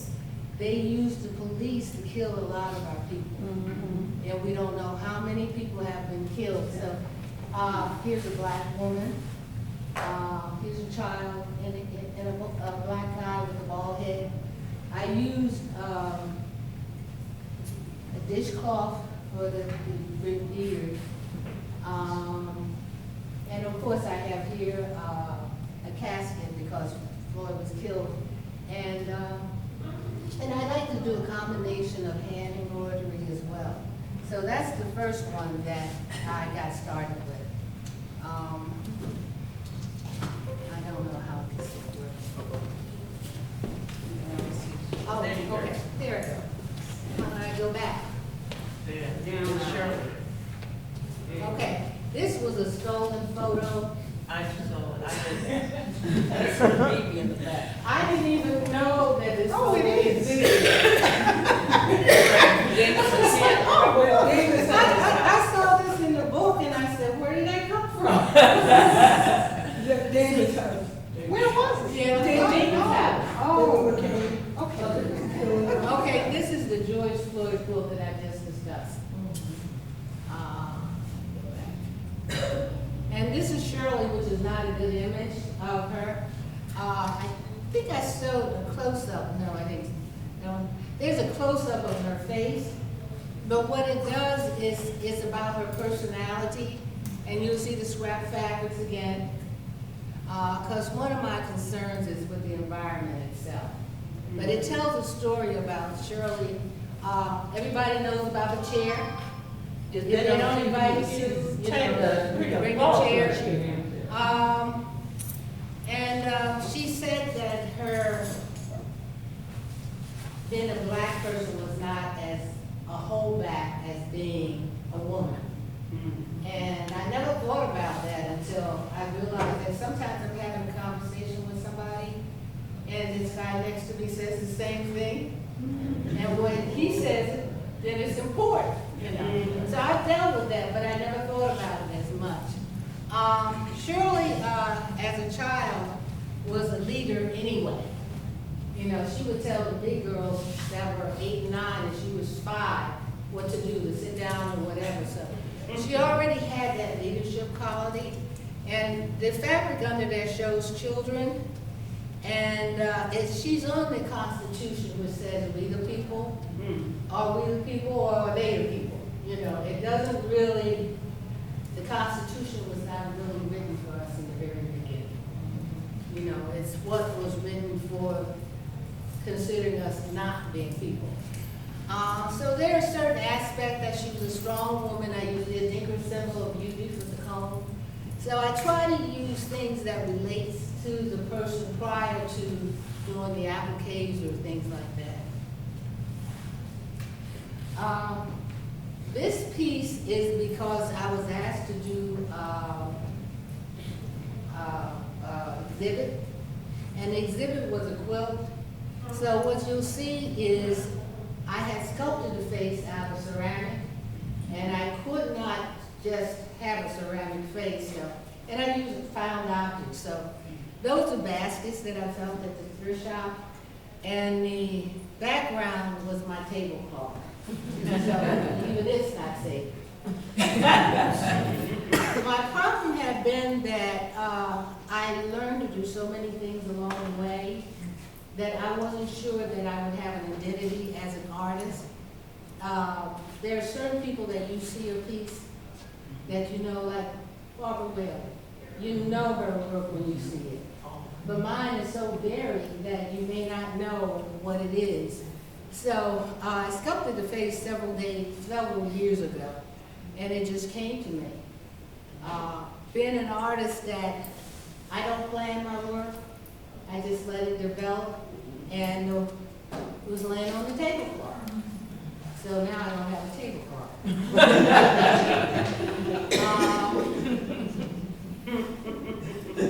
This is my Harriet Tubman, one of the 3 people that are in history and most books and you all learn about. Her face is a linoleum block print. So I use the Adinkra symbol because I'm surprised that there are so many young people that don't know what Adinkra symbols are, you know. And I put the meaning there in the leaves so that you would know what the symbol meant. I have, at the very top of this, which is not shown, is a star, because she followed the North Star. And the railroad track there is symbolizing the underground, and the bees are birds going to the north. So I had started to write around the side because Harriet Tubman said if she couldn't be free, she would rather be dead. And that's the attitude we really need to take now. Part of what Kimberly may have been alluding to is that if we don't teach our young people that there may cause some sacrifices here. You may not be able to go to Target and shop when they won't support you and stuff like that. And you may have to do without for a while. My mom, I remember watching TV with her, and she said, "Oh, it was a black person." And at the time, I didn't realize that she was not used to seeing that. That was very important to her, you know. So, I'll move on. This one is called Sisters, and the faces are going 2 different directions. You may be able to see the one that's like reddish. And then there's one green going the opposite direction. My sister purchased this, which was a joy to me because sometimes as artists, our family won't wait till we kick off. That's what they want. So for her to purchase that for me was really heartwarming.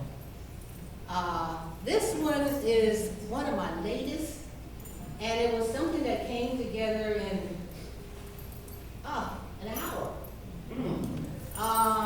I was taking a class on stitching, and this particular image of a young lady impressed me. And my take on this is society. James Baldwin used to say, I see what you do. I hear what you say, but I see what you do. And this is, I see you. You know, I mean, she can be saying that even to a friend of hers that acts like a friend, but may not be a real friend. I still see you. I might talk to you and everything, but I see you. This one just sold to Folkways in Philadelphia. It's a retirement center that's really huge. I was surprised because the residents are 99% white, and they bought this. It's my Malcolm X quote. In his hand is the book of Malcolm X, and I hope everybody has read that book. It is the best. It never goes out of style. But in that he says, people don't realize how a man's whole life can be changed by one book. And I think if we focus more on things like your education, that kind of thing, that it would really help change the lives of people. This one is one of my dogs. I started out with dogs. In fact, I meant to bring a dog, but I said, oh no, I don't need to do that. I learned, bring it, if you don't use it, it's fine. She's on the red and white and blue, which are the American colors. But behind her are dollars, again, referring back to George Floyd.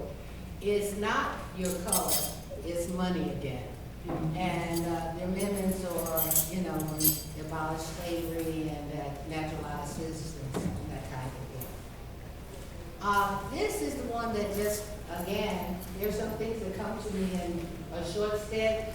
I don't think people realize the anxiety that a black man lives with every day.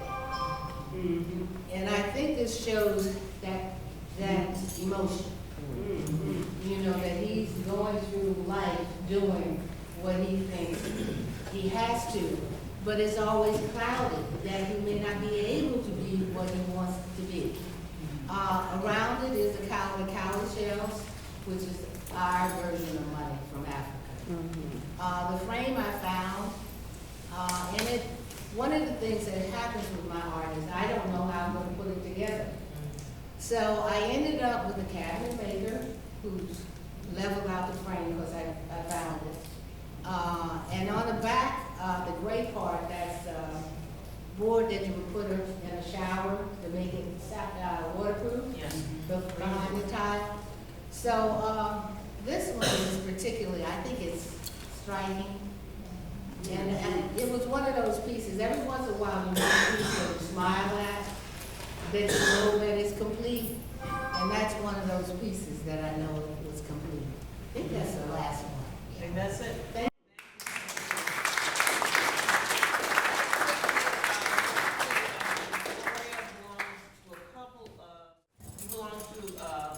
organization in Philadelphia where you're from? Several. Several, right? Yeah. Sankofa Artisan Guild. That makes sure you know these. Yeah. QRT, Quilters of the Round Table. I belong to the Dumpster Divers. So, and I belong to the Vinci Art Alliance. Well, that's enough.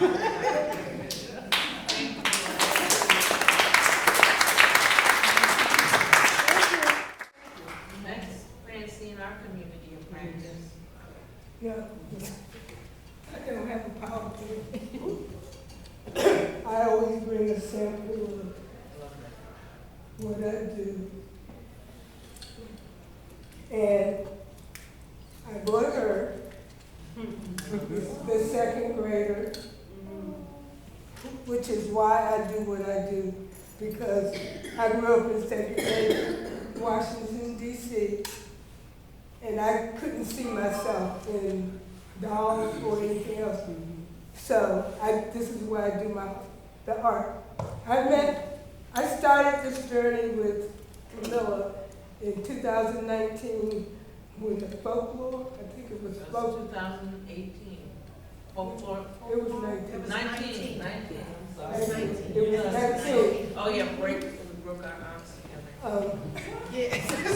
They did. 2019, putting this program, was starting to put this program together. She asked me for a list of doll makers. Now, I knew her as a customer years and years ago. But I didn't understand Camila.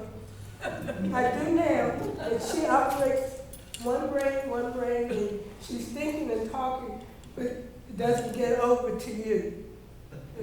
And so the project was going to be in Baltimore at their convention, folklorist convention, and I didn't understand. She couldn't give me, I need to know what time, I need to know basic facts before I say yes.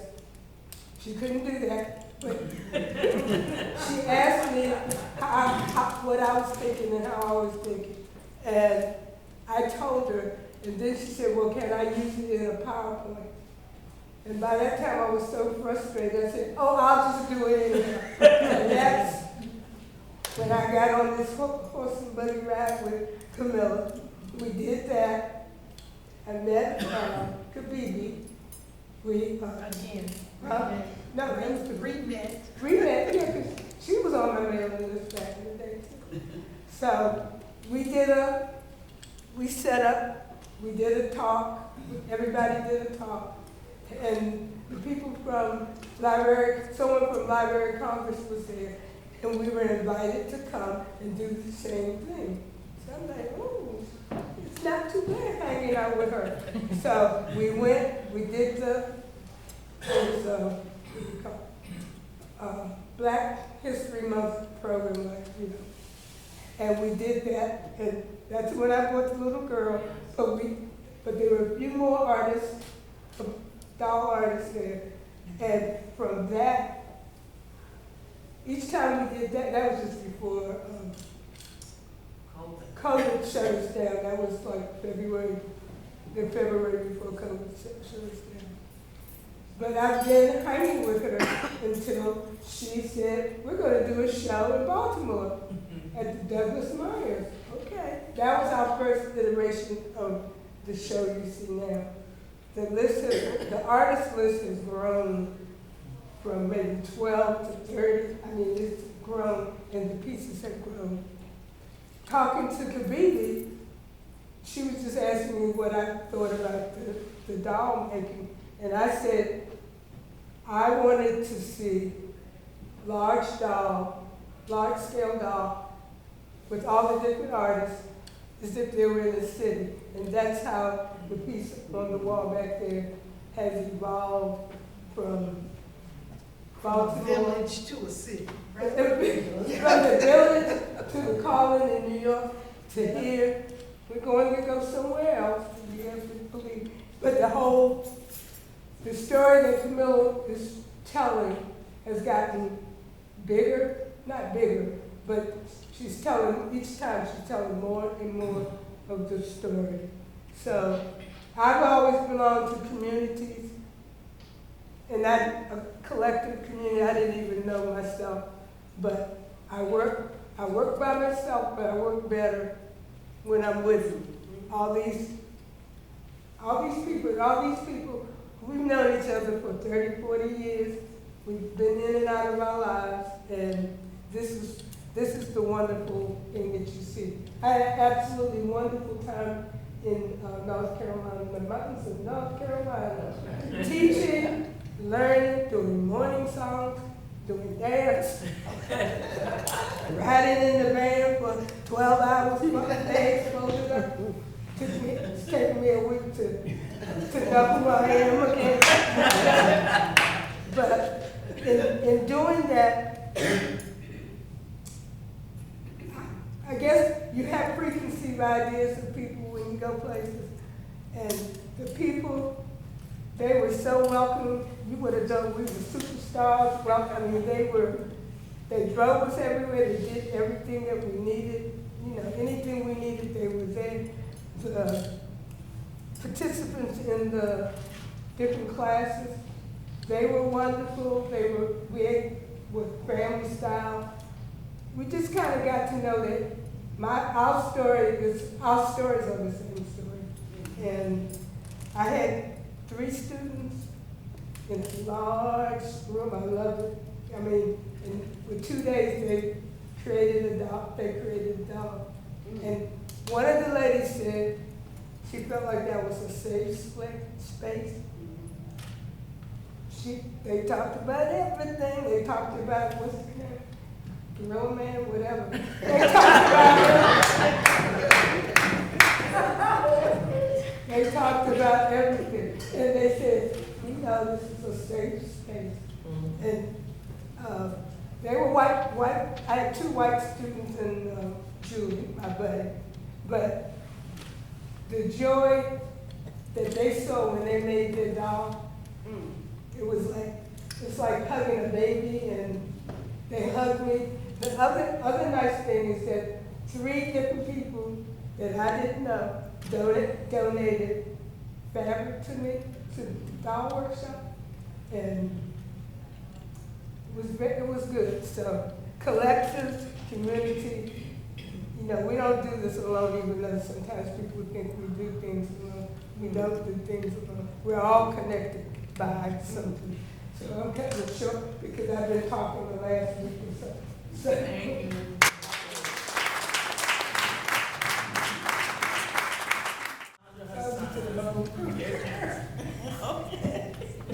Sandra did the 2 quilts that are framed that South Africa and civil rights. And she belongs to how many communities of practice? Just 2. Now, only 2. But Well, you were with, yeah. you were with many. I belong to more than 2 at one point. Yeah. Okay, well, let me tell you about this quilt. I made it because for me, during that time, that to me was like a great period of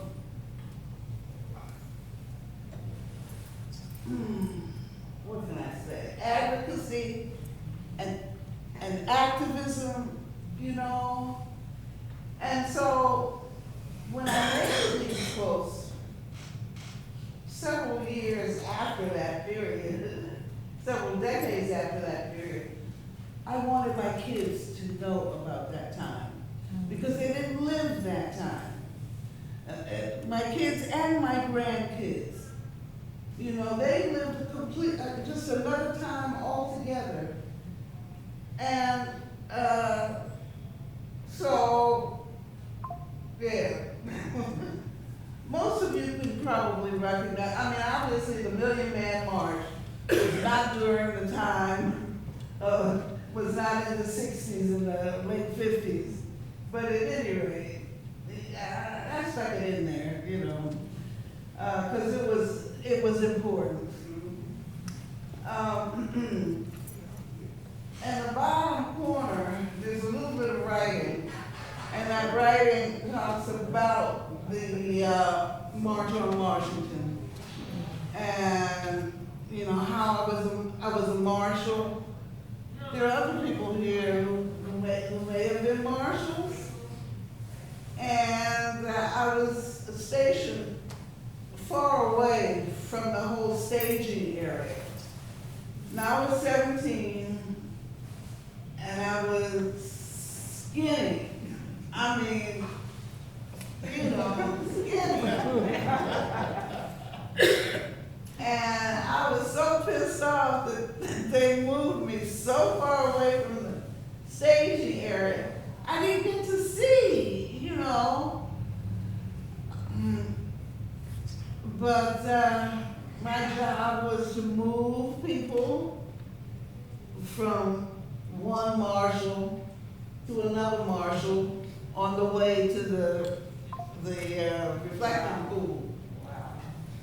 And so I'm doing my job, but most people sort of know how to get there.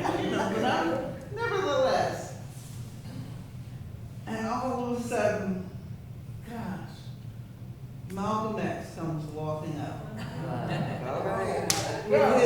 With his, I mean, of course, he doesn't walk alone. He had his entourage with him. But my job, of course, was to get him from point A to point B, and that's what I did. And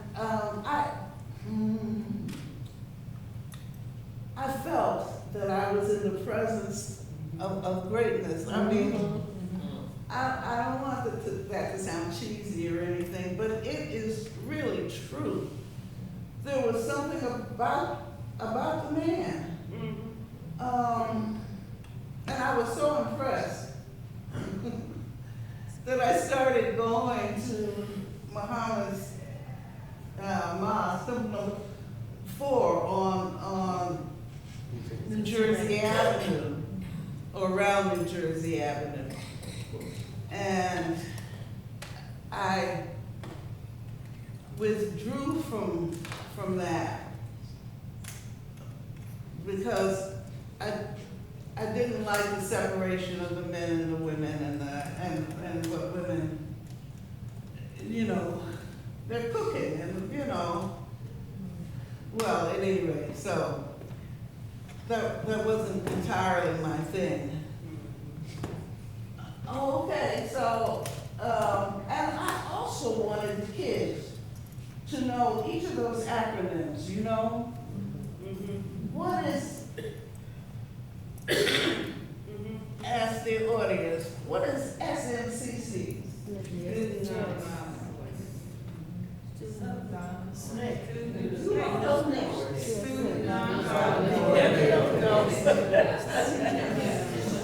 Okay. Okay. The second one, NAACP. National Association of Okay. When I take this to schools, all of the kids know that, and that's all they know. But they all know that. Okay, the next one. Okay, and the last one. Congress of Racial Equality. Right. Yeah, those were the major organizations of the time. Okay. Wow. Now this one, I made a whole series of free South African quilts. And this particular one was called Conflict. Now what's going on in there, if you see the black and white things throughout the quilt itself, those represent the separation that did indeed exist in South Africa. And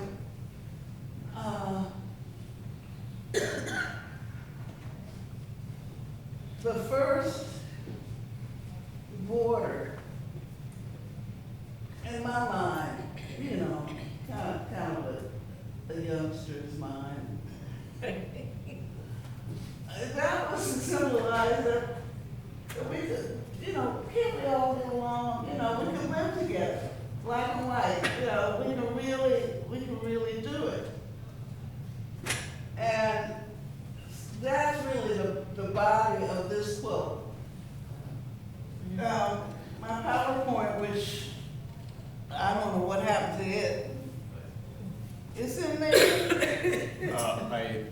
I didn't want to take any time from anyone with the setup for it. I couldn't get it in. I just want to show one image that's on there. Can that be shown? Let's see. This one, and in fact, it's the first one.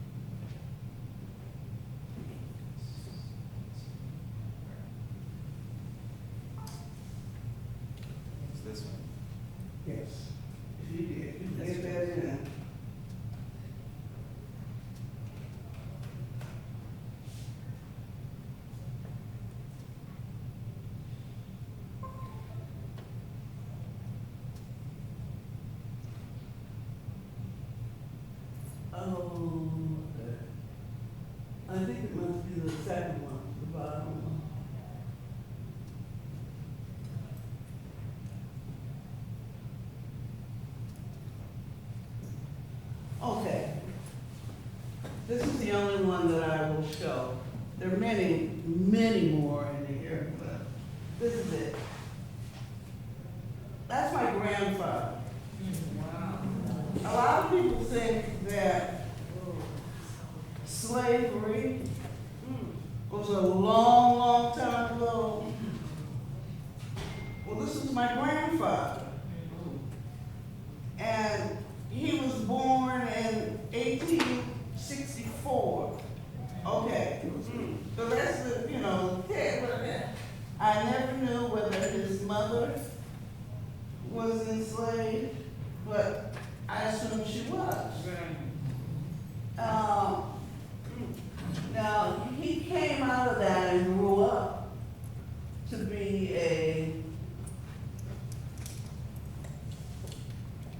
coal miner in West Virginia. And,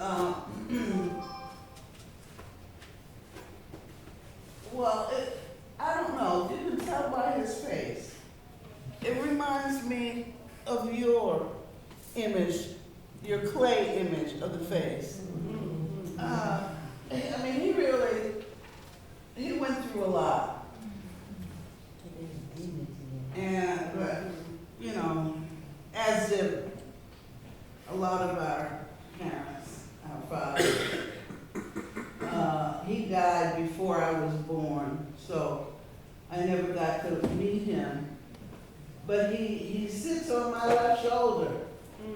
And a lot of what I do, it really is because of him.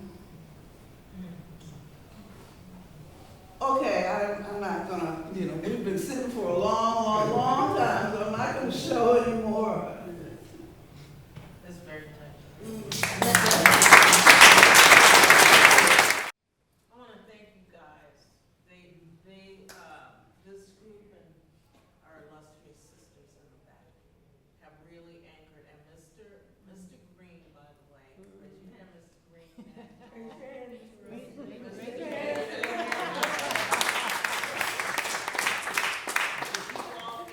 Mr. Green helped hang just about everything.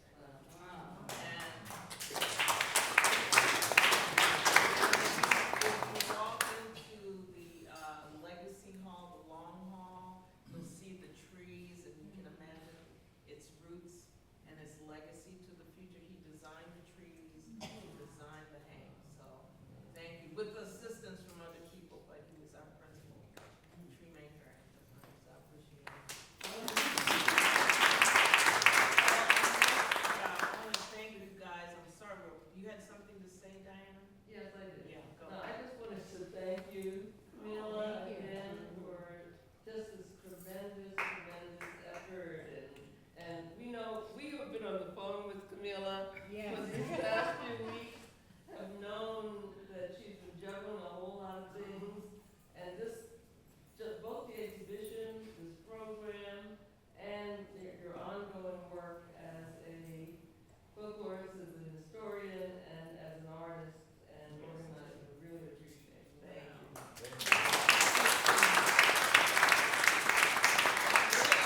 We're going to do some juggling, another juggling.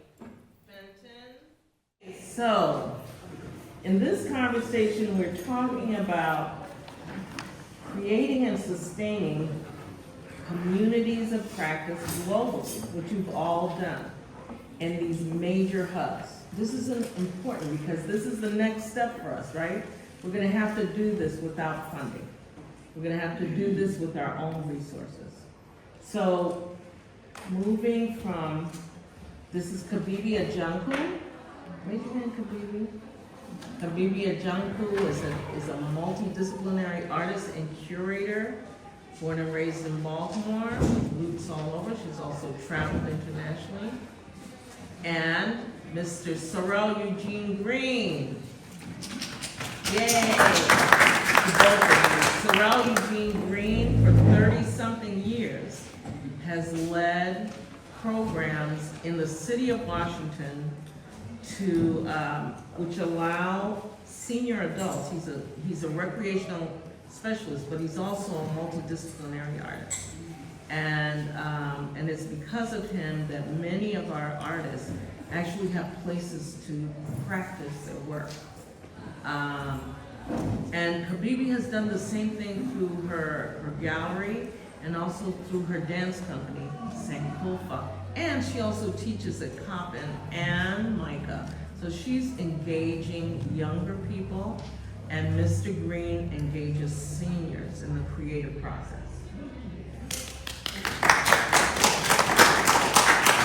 And to his right, my left, is Elaine Robnett Moore, who is a jewelry designer, a real estate agent, an international developer. What else? What? A teacher. She's a Fulbright scholar.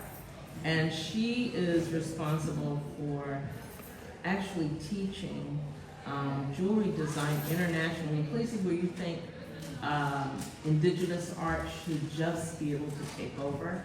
And, you know, people should be able to do it naturally. She, and next to her, Fenton Sands, try to use, Fenton's wife, Cynthia, who, Cynthia Sands, have used their skill in international art and international relations to build sustainable, self-sustaining communities abroad. Is that fair to say? Okay. His specialty is agriculture. His wife is the multidisciplinary artist, and our friend, Cynthia Sands. But Fenton has been doing this in agriculture. I think, what is it? This is the third generation in your family? Yep. Third generation working abroad in Africa? Okay. So we're gonna start, I'm gonna start here and work here, okay? Because it's about what's going on there and how we get it here, how we get it into our communities, how you all have been able to do it. Fenton, can you kind of lay out a big picture about what it means for Black artists or Black people to go to Africa, and what we, you know, what the help has meant over the years? What have you observed?